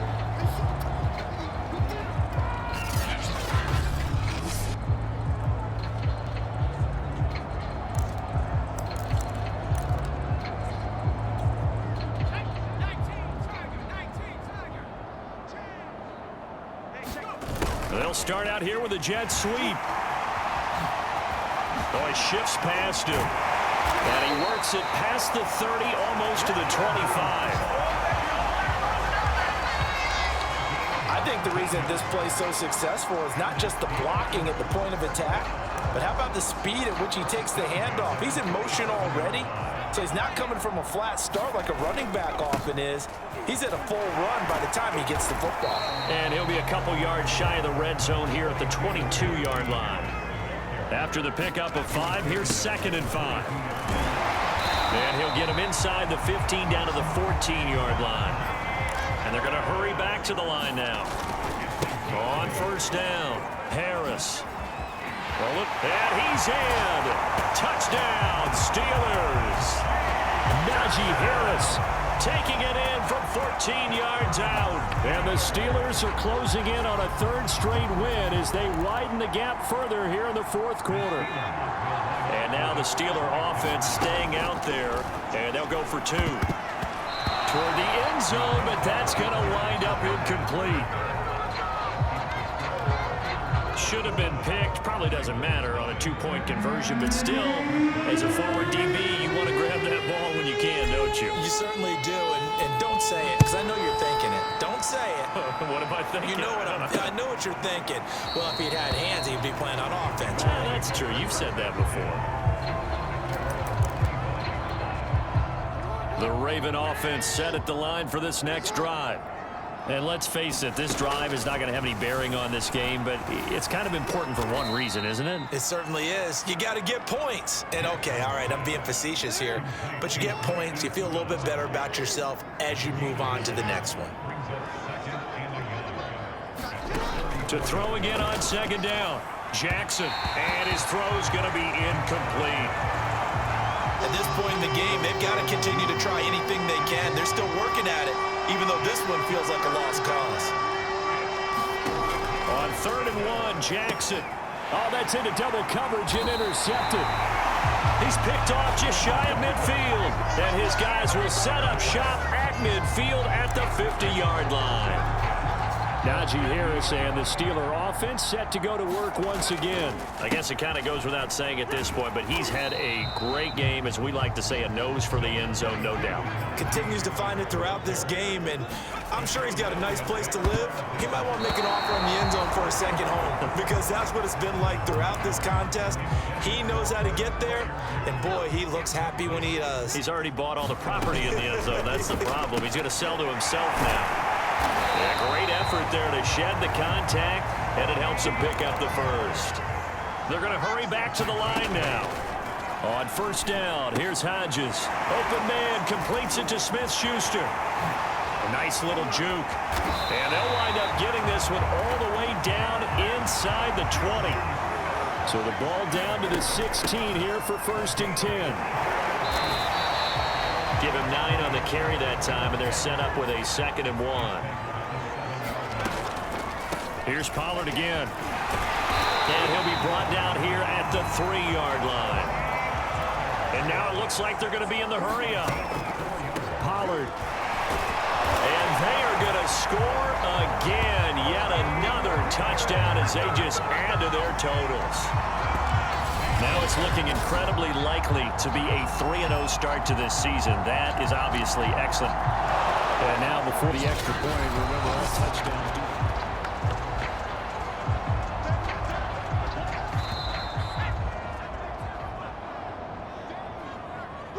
So take away the touchdown. The officials rule he did not get the football to break the plane.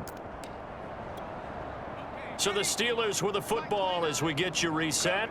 They've got a 2nd and goal now as they look to add a few more points here onto their... And he will get into the end zone. It's another touchdown. This thing is ugly. So another score there. Often you talk about the 3 phases of the game. Defense, offense, special teams. It's been a clean sweep in this one, hasn't it? It certainly has. They've been pretty dominant throughout this game. And privately, the head coach will add a 4th phase. That's the coaching. And he'll tell the ownership that as he tries to negotiate a new contract off of this win. Well, they're looking strong here in the 4th quarter. Boswell now to kick it away after the touchdown.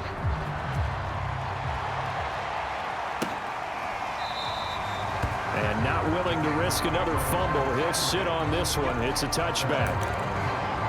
Here comes the Raven offense now, ready for another possession. They are just obviously getting shellacked here in this one, Charles. What's the message if you're a coach for this final drive at a game like this? For a lot of coaches, be honest. Don't forget today. Don't forget what has happened out here. Use that as ammo going forward. Take a great look at that scoreboard. Realize how poorly everything went for us today. Coaching, playing, the whole deal. And never forget it, because you're not going to want that feeling again. No, you don't want that feeling again. And who knows? You may meet up with this team again. Now Jackson on 2nd down. And his throw here is incomplete. That incompletion is not a surprise with the way that this one has gone, and the frustration, the body language is evident everywhere. This team, they've really been put through the ringer in this one. Looking for Bateman. He's got him complete. And he's going to be brought down short of the first at about the 31-yard line. All right, they're going to try and keep hope alive here on 4th down. They're going for it. One hallmark of good defenses is understanding the game, understanding positioning, and tackling immediately in the secondary after catches. I think we just saw that on display right there. Got to him before he ever had a chance to think. Jackson hit, and he lost the football.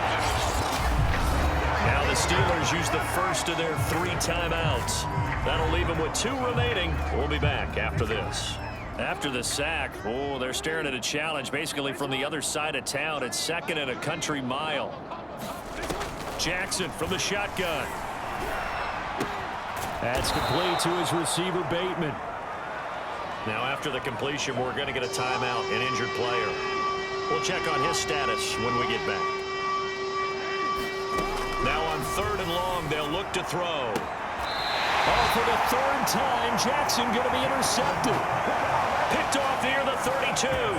Yet another mistake after the interception there. And gosh, you look up at the scoreboard, they just got to be thinking this one cannot get over fast enough. It certainly can't. And also what happens when you get this big of a deficit, you're supposed to make all the right throws, right? You're supposed to try and obviously get the ball to your own guys.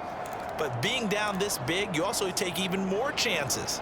And in this situation, that hasn't paid off for them at all. On the other sideline, jubilation and laughter. Line of scrimmage, the 31 now on 1st and 10. Now it looks like he'll throw here. Flushed out right. Now he'll let it go deep right side. A leap, and he's got it. He got it. The Steelers signal for the second of their timeouts. That'll leave them with just one remaining in this fourth quarter of play. A real field flipper there as all of a sudden they've got a first down in the red zone. And give them another 6. It's caught for a touchdown, and the blowout continues. Even though they've got this big advantage, Charles, they are not taking their foot off the gas pedal right now. Well, I think what we're seeing is the result of all their great preparation and great practice time during the week. And even though it seems like this is a great chance to pull people back and maybe, not try and score a few more times, they don't want to do that. I think they're enjoying what they're seeing, the collective effort, and they want to play it all the way out. Boswell now to kick it away after the touchdown. And this will not be returnable. It's out of the back of the end zone for a touchback. Leonard Fournette making his way back out there. And as the numbers show, he really wasn't in the mix at the beginning, but they've got him in the rotation now, and it's proved a good move. And that's what happens when you're a good player. There's a lot more attention drawn to you, and it's obvious that they had him in their game plan on defense, not letting him get off to a good start, but he's found a way so far here in the second half. So the incompletion, and now it's 2nd and 10, again from the 25-yard line. To throw is Jackson. And the Steeler pressure too much here. He's going to go down. Now the Steelers going to use their 3rd and final timeout. That'll be their 3rd and final stoppage here as we step aside. Throwing is Jackson. And his pass is intercepted for the 4th time today. Picked up by Minka Fitzpatrick.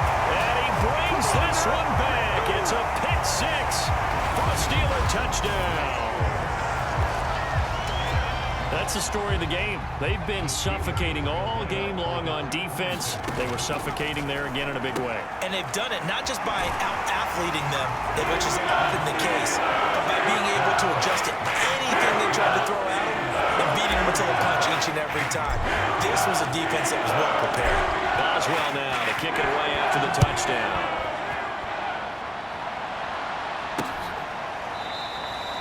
And not willing to risk another fumble. He'll sit on this one. It's a touchback. The Raven offense set at the line for this next drive. They have a little bit of time left here, but this one not going to go their way.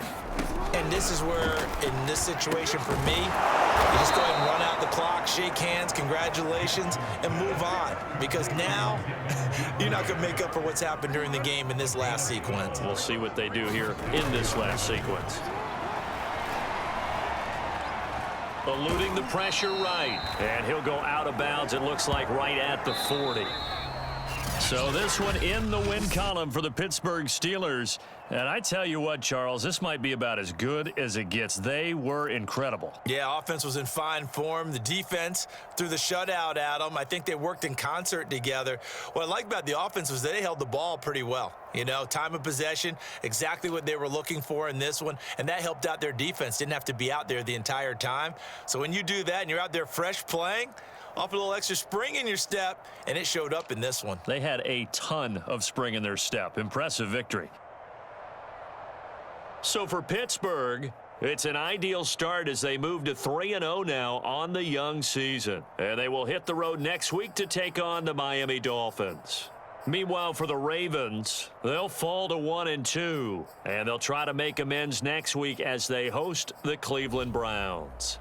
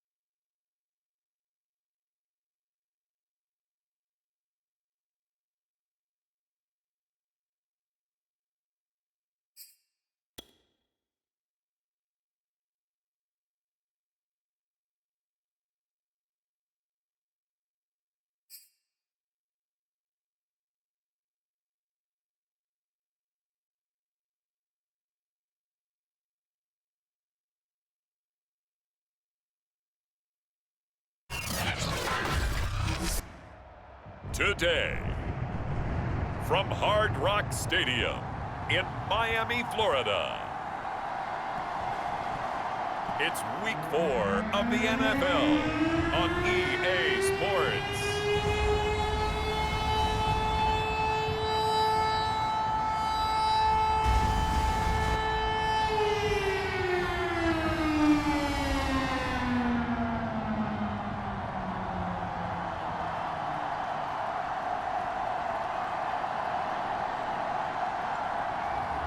Tua Tagovailoa and the Miami Dolphins versus Gardner Minshew and the Pittsburgh Steelers. Seems like we were just starting training camp, but here we are in October, and off we go on EA Sports. On the return, Tony Pollard from his end zone. And able to take it past the 25 and up to the 28-yard line.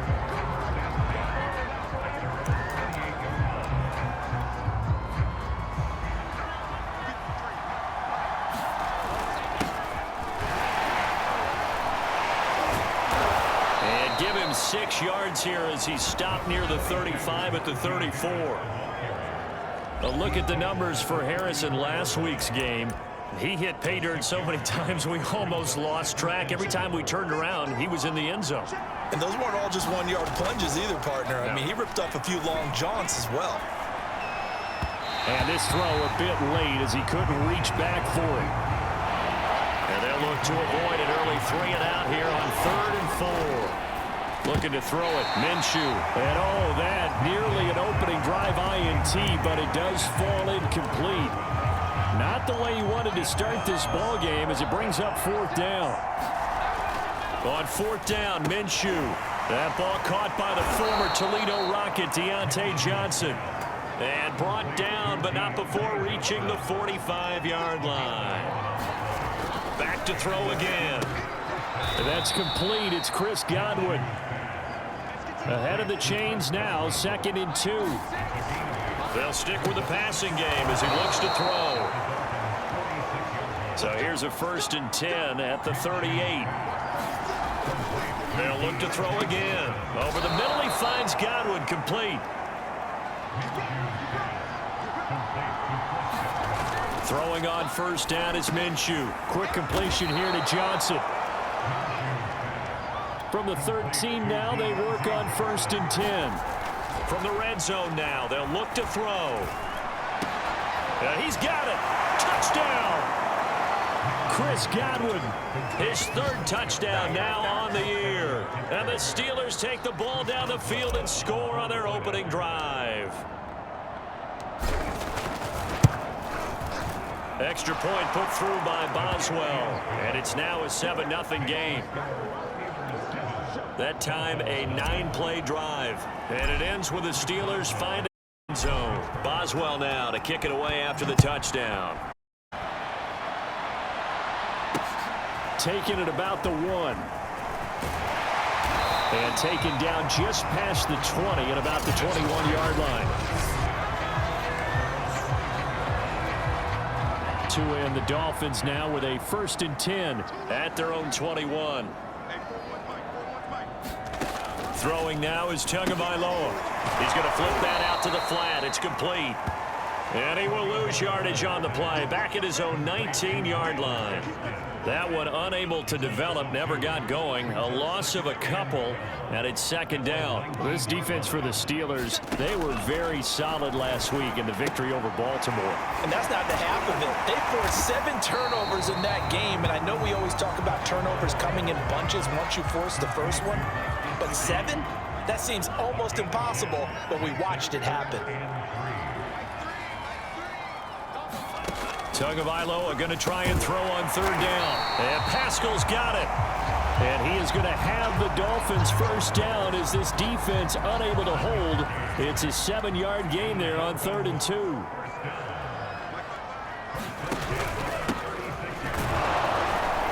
And just no chance of turning the corner. He can only get back to the line of scrimmage. 2nd and 10 coming up. Officially nothing on that last run. They'll try again 2nd.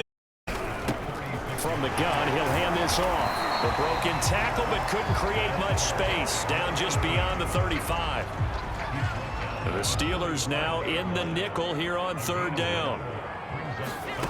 Here's Tua. Pressure comes, and the Steelers take him down. Cameron Hayward coming in to drop him for a loss of 8, and it also brings up 4th. And the punt team on now as this one's set away.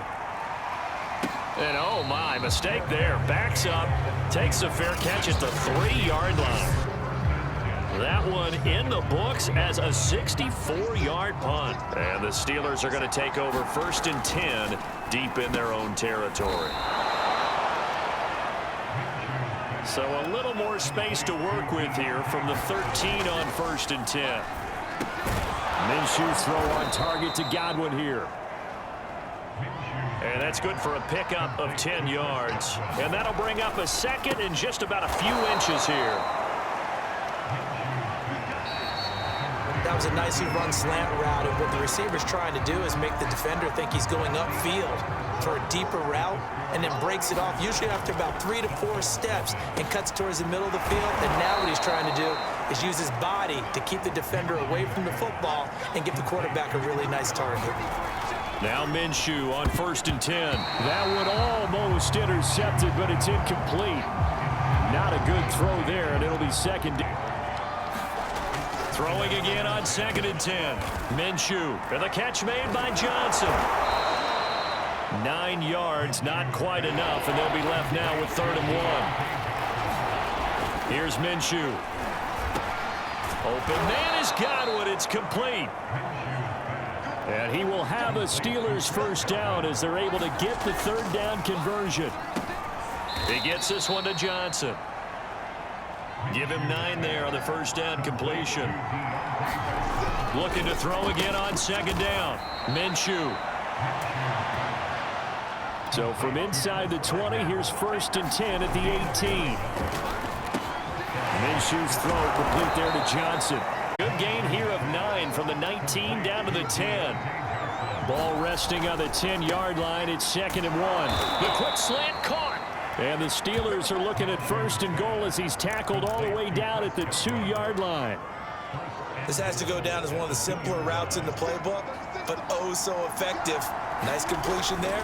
Keeps the sticks moving. He'll get just a yard on the scramble. It's 2nd down. Nice job there defensively. A great time to dial up a blitz. And give him credit under center instead of throwing it away. Actually a pretty good job of getting past the line of scrimmage. And he's going to take it in for a Steeler touchdown. Gardner Minshew with his 14th touchdown of the year, 2nd of the game. And the Steelers go nearly the length of the field and finish it off with 6 points. Boswell good with the extra point, and it's now 14-0. So that drive spans 13 plays. And it was Gardner Minshew who finished things off himself with a touchdown run.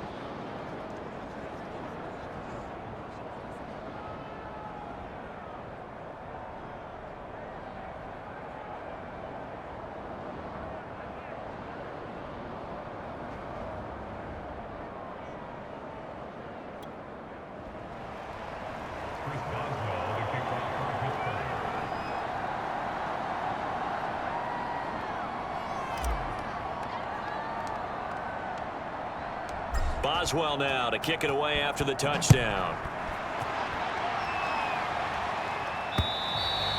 And they will not get a chance to return this one as it's through the end zone for a touchback. So Miami coming out for their 2nd drive. They're staring at a 2-touchdown deficit, 14-0 to score as they regroup with 1st and 10. And that one off the mark behind him, incomplete. To this point, I've been impressed with the work defensively. They have not allowed a lot of receivers to run free. And there's another example, another incompletion. To throw once more on 2nd and 10. Tua. He'll be dropped after a gain of about 6 across the 30 to the 31.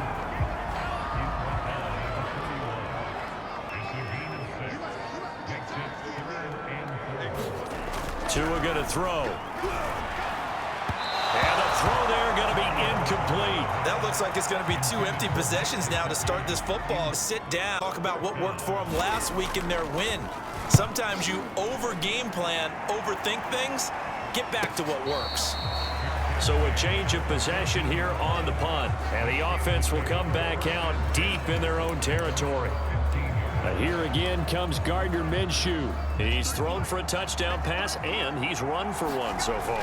When you're able to watch a guy perform at a high level and do it in multiple ways, arm, legs, he really helps his team in a big way. You've got to think that they feel great about where they are in this ball game. They feel even better about him leading their team. Now he's hoping to put them into a better spot after this drive. They don't need to run another play here before the 2-minute warning. Let's see if they do it anyway. And he'll be stopped right at midfield. 2 minutes to play, first half. It's 14-0.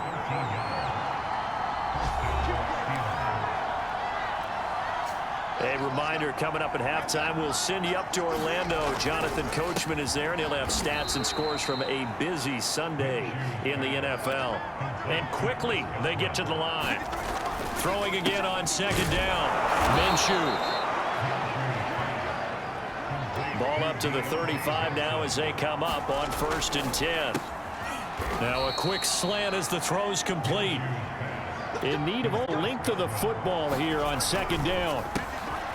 He finds his man Johnson. Creeping up on a minute to play in this first half. Inside the red zone here, they'll look to throw. And brought down, but not before they get it inside the 10 to the 7. Here's 1st and goal, and gosh, points here, a chance maybe to put this thing away before halftime. And he's in. Touchdown, Steelers. Gardner Minshew with his 2nd touchdown here in this first half. And the Steelers find a way to stretch their lead. And Minshew will throw for it to the goal line, but it's incomplete. So unable to throw it in for 2 from the 2. Let me ask you, as a former DB, what changes there around the goal? 2-point conversion as far as how you're defending it. You just make sure you never back up and you never retreat. You establish yourself really on the line of scrimmage, put your heels on the goal line at worst, and if they're going to throw the ball, make them throw it over your head because they're going to run out of space because of the back of the end zone.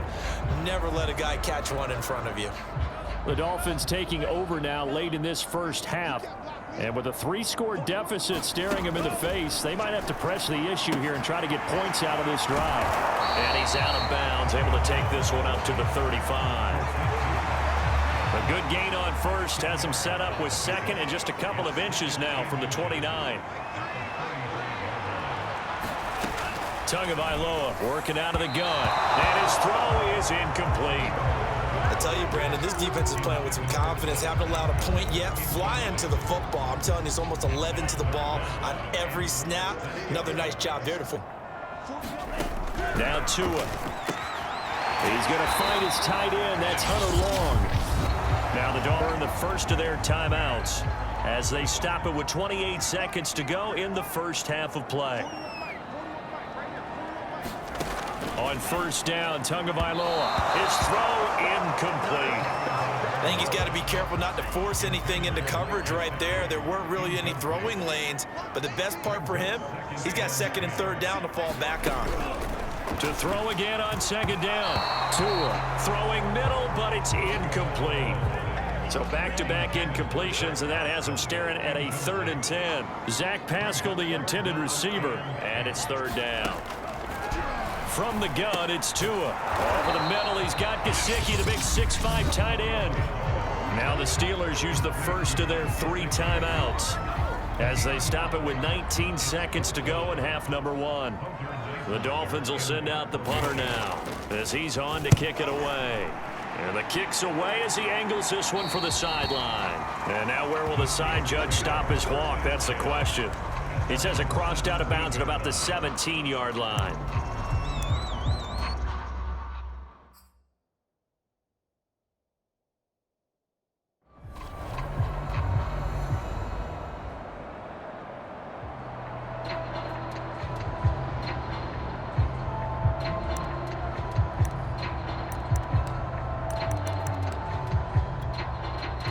The Steeler offense here about ready for their next drive. And with a 3-score lead already, this is not time for a momentum change, so I'd imagine they'd be happy to just take this into the locker room. And he'll have this past the 30 prior to going out of bounds.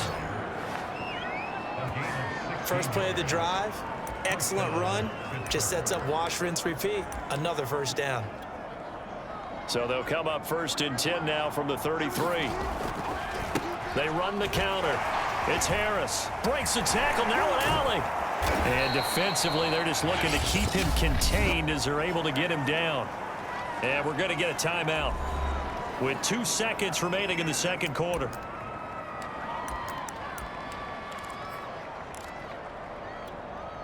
Eight yards the tally on that first down run. Here's 2nd and 2. They'll throw now on the final play. He finds his target, Ebron.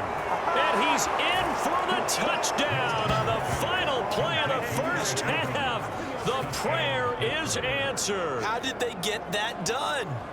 If you didn't know it, it won't surprise you to find out that this team leads the league in scoring. They've been a quick strike team all season long. There's another example. They did it again. This offensive coordinator, right now, you can write his ticket towards being a head coach. He's advanced in the ways of offense. So we've reached halftime. All right, folks, eager to get back to this Week 4 matchup. We won't put up a fight. The Dolphins down on the scoreboard, but they'll have it first as we get going in this third quarter. Taking it about the 1. And a decent return out to the 27-yard line.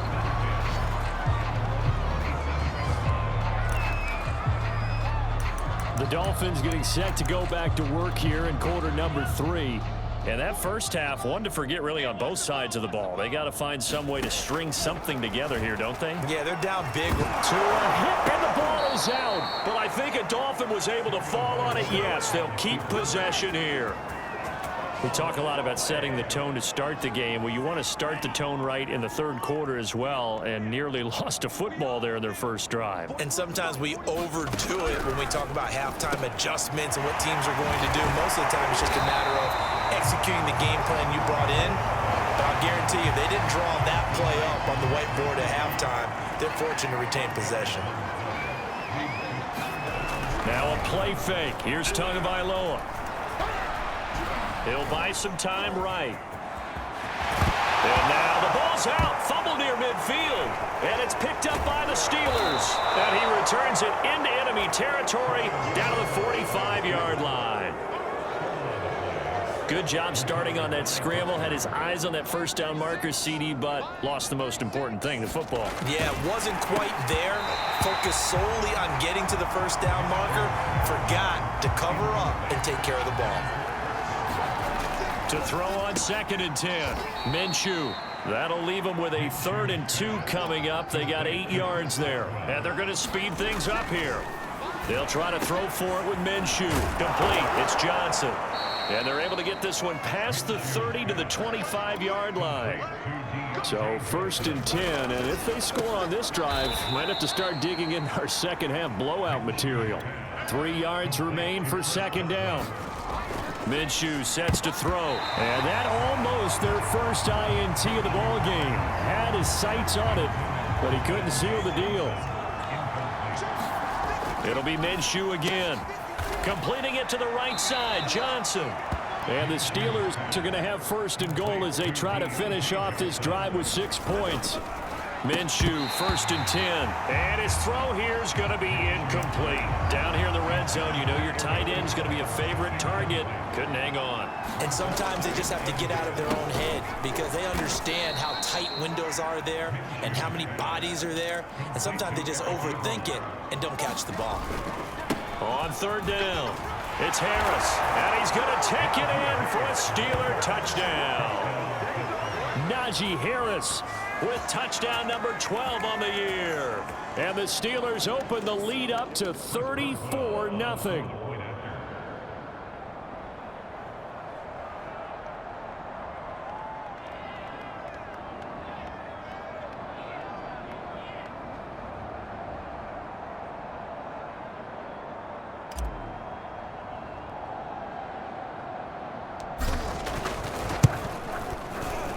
Extra point put through by Boswell. And that makes this 35-0 now.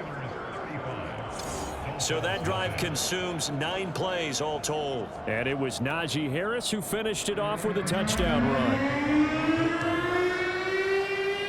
Boswell now to kick it away after the touchdown.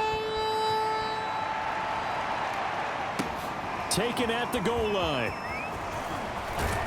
And he'll be dropped at the 21-yard line. So bringing it out of the end zone proves not a good decision. Loses him about 4 yards. Miami's offense set and ready to go.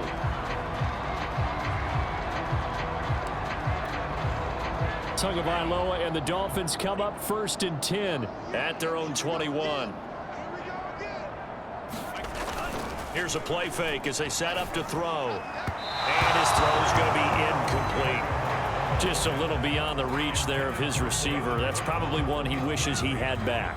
He wishes it had been 7-on-7 in practice, or maybe even routes versus air, because that's a completion he makes, what, 9.9 times out of 10? Just missed that one. 9 yards, and that leaves him just short, so it'll be 3rd and less than a yard.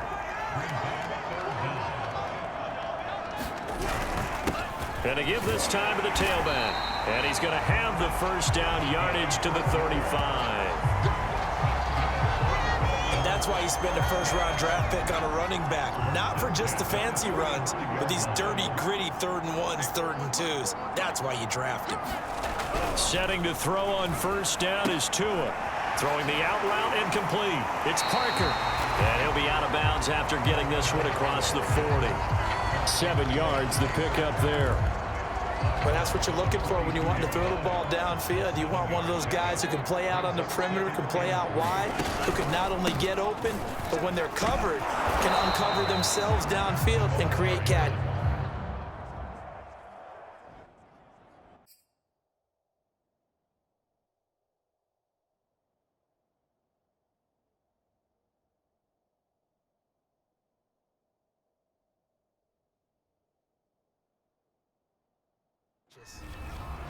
And as a defensive end, getting off the ball quickly, swarming to the football, making a tackle, that's what we saw right there. Yeah, that's what their job is, and really a lot of the time they have to throttle back a little bit in the run game because you know those defensive ends, they're like in a sprinter stance straight for the quarterback. That was good recognition on that play to hold them to no gain.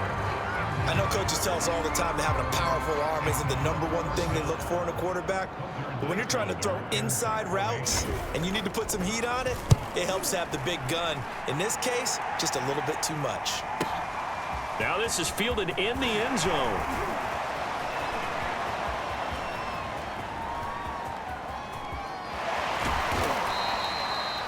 He had his sights on the end zone, no doubt, but is brought down after a huge return there. And the Steeler offense, they're set up nicely as they take over. So from the 36 now, 1st and 10. Now Minshew. Flush to his right. That's complete to his receiver, Godwin. And he's going to get this inside the 30. Looking to speed things up here, going with some tempo. Now this one complete on the slant route. And taking it to the 15-yard line before he's brought down. Back-to-back good plays have him on the move on first down. And able to surge forward for about 5 yards down to the 10. Ball sits on the 10, 2nd and 5. Now here's another carry for Harris. And he'll be brought down right on the edge of the goal line at about the 1-yard line. Now the offense going to use the first of their timeouts. And as the two teams talk it over on their respective sidelines, we take a break. They'll look to throw. Buying time to his left. And he's in. Touchdown, Steelers. Gardner Minshew taking it in from a yard out. And the Steelers are able to extend their lead in the final seconds of this 3rd quarter. They'll look to throw. And he's got it. They add on more. A little salt in the wound. 2-point conversion makes this lead even bigger. 3 quarters in the books. You're watching the NFL on EA Sports. Boswell on now to kick this one away.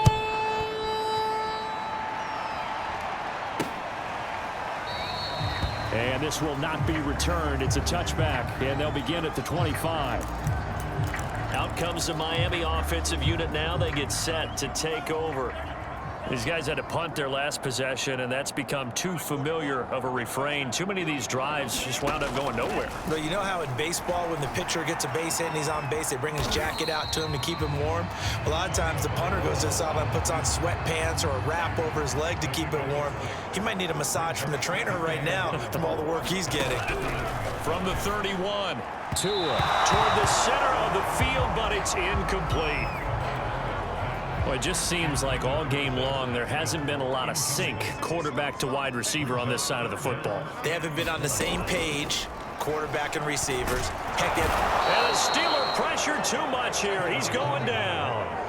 Cameron Hayward disrupts yet another pass play. That is his third sack of the afternoon. The Dolphins will send out the punter now. He's been one of their few bright spots so far. And he deserves a bronze leg as he gets this one away. This is brought in at the 21. A great return there of 22 yards. And the Steelers will go on offense here, 1st and 10. So here are the Steelers to take over on offense. They're on a 3-game winning streak, and right now looking good in this one as well. Good starting field position for them as they come up 1st and 10 at their own 44. Escapes the defender. And he is tackled inside the 40, not quite to the 35. And the offense moving quickly to the line. First down, and they go back to Harris. 60 yards rushing for him now in the ball game. The last run got 6, now 2nd and 4. Now back to throw. And he's going to get this down near the 20-yard line. They'll run on 1st down. Harris. Oh, big hole right side. And he's going to take it in for a Steeler touchdown. Najee Harris with his 13th touchdown of the year and 2nd of the game. And the Steelers are going to be moving to 4-0 as they extend their lead.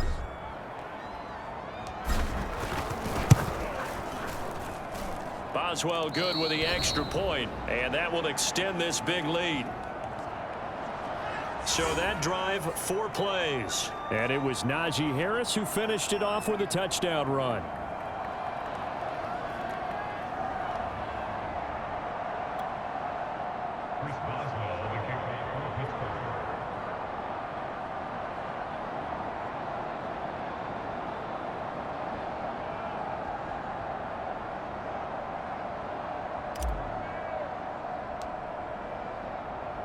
Boswell now to kick it away after the touchdown.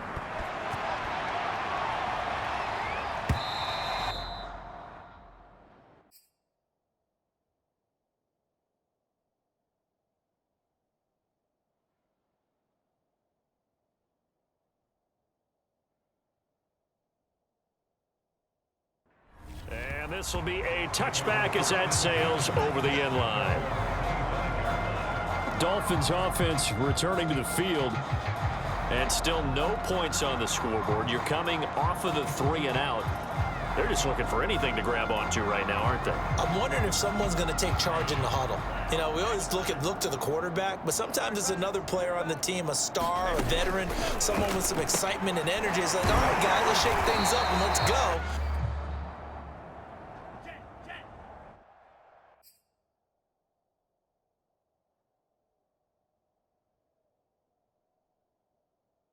Because they still have an opportunity to make things happen. Shake it off. Nice rhythm throw there on 1st down. He located his tight end, made it a nice, easy pitch and catch. Hoping he can break a tackle or two. Wasn't able to do that there, but still good yardage. From the 30 on 2nd down. Tua hit, and the ball is out. And it's picked up by the Steelers. And his guys will take over at the 25-yard line. Okay, this isn't one where you want to take the game tape and hold it up as an example, do you? I mean, you talk about frustrating all the way through. And that last error, I think that crystallizes it, doesn't it? Absolutely. That's been representative of their entire game still being shut out. And now they're in the hurry-up. Off play action, it's Minshew. Steps away to his left. And down inside the 15 he goes. Not totally home free yet, but it's looking good as they come up 1st and 10. Showed off the toughness, but still corralled shy of the 5 at the 6. From the 6 now on 2nd and 3. Rolling to his right. And they are going to score again. Yet another touchdown as they just add to their totals. Starting to really smell a 4-0 start right now. Can't ask for a better first quarter of the season than that. And you're not supposed to look ahead, but guess what? You're going to? They have to. Because when you get to if you get to 4-0, you're not just thinking playoffs now. You're thinking about, okay, this team has the capabilities of winning a Super Bowl. They could very well be the best team in the NFL at this moment. I think they played the best. I mean, there have been a few hiccups offensively and defensively, but probably the best team we've seen, right? And has the ability to get better. And that'll carry over the back line of the end zone for a touchback. The Steelers defense getting ready here. Recovered the fumble up on the scoreboard. They've got the momentum. And that's a confident group that we see hitting the field again. Just what you talked about. Took away the ball the last possession. They feel like they can go ahead and do it again. They are locked in and feeling good about how this game is going. And they're playing free. They're playing loose. Yeah, and that's a good thing. You know, sometimes it can be a bad thing if you're too free, too loose, and you give up your responsibilities. But not this unit. They are ready to go. So the Dolphins have it as we welcome you back in. They've got a 1st and 10 as they search for a late score. 2 now on 1st down. It's complete to Parker, left side. And he's going to get a solid gain of 9 before being brought down. 2nd and right at a yard. He decided to run a hitch route. It really helps to have a guy who can turn it loose. And, boy, he rifled one in there on that one. Not much run after catch, but it worked really well. Meanwhile, Tua's throw here taken in by Parker. And they're going to have themselves another 1st down as the tackle's made at the Steelers' 35. Looking to pass. Tua. Looking sideline, incomplete. They've given up a few 1st downs on this drive, but getting the incompletion there, that should give them something to build on and maybe turn the tide. So now 2nd and 10 after the incompletion on 1st down. Tua to throw again. Finding room to the 20. And they're going to have themselves another 1st down as the tackle's made at the Steelers' 17-yard line. Going to the air. Tagovailoa. Tua hit and the ball is out. But I think a Dolphin was able to fall on it. Yes, they'll keep possession here. Now this one from about 2 counties over after the sack. They come up on a 2nd and very long. Another pass attempt, another incompletion, and they're just a little over 100 yards passing here in this game, so defensively, pretty good job. Definitely, because they were never really able to get the ball in the hands of their playmakers, so a lot of credit to the defensive game plan, and especially the execution. Now on 3rd and long, they'll look to throw. He's going to wind up and air it out. And this is intercepted, but they'll say out of bounds. So very close to a turnover there in the end zone.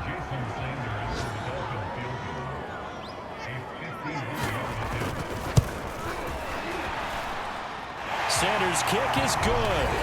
And they'll get back 3, but this remains a large deficit. So he's been automatic to this point of the season, and he connects on the field goal there. And what a luxury it is to have a kicker you can depend upon, partner, because he hasn't missed all year long. Converts on that one as well. And kudos to you. You didn't jinx him. And a good return as he'll be stopped just shy of the 30-yard line. The Steeler offense here about ready for their next drive. A handoff to Harris to begin the drive. And he'll work this one up to about the 38.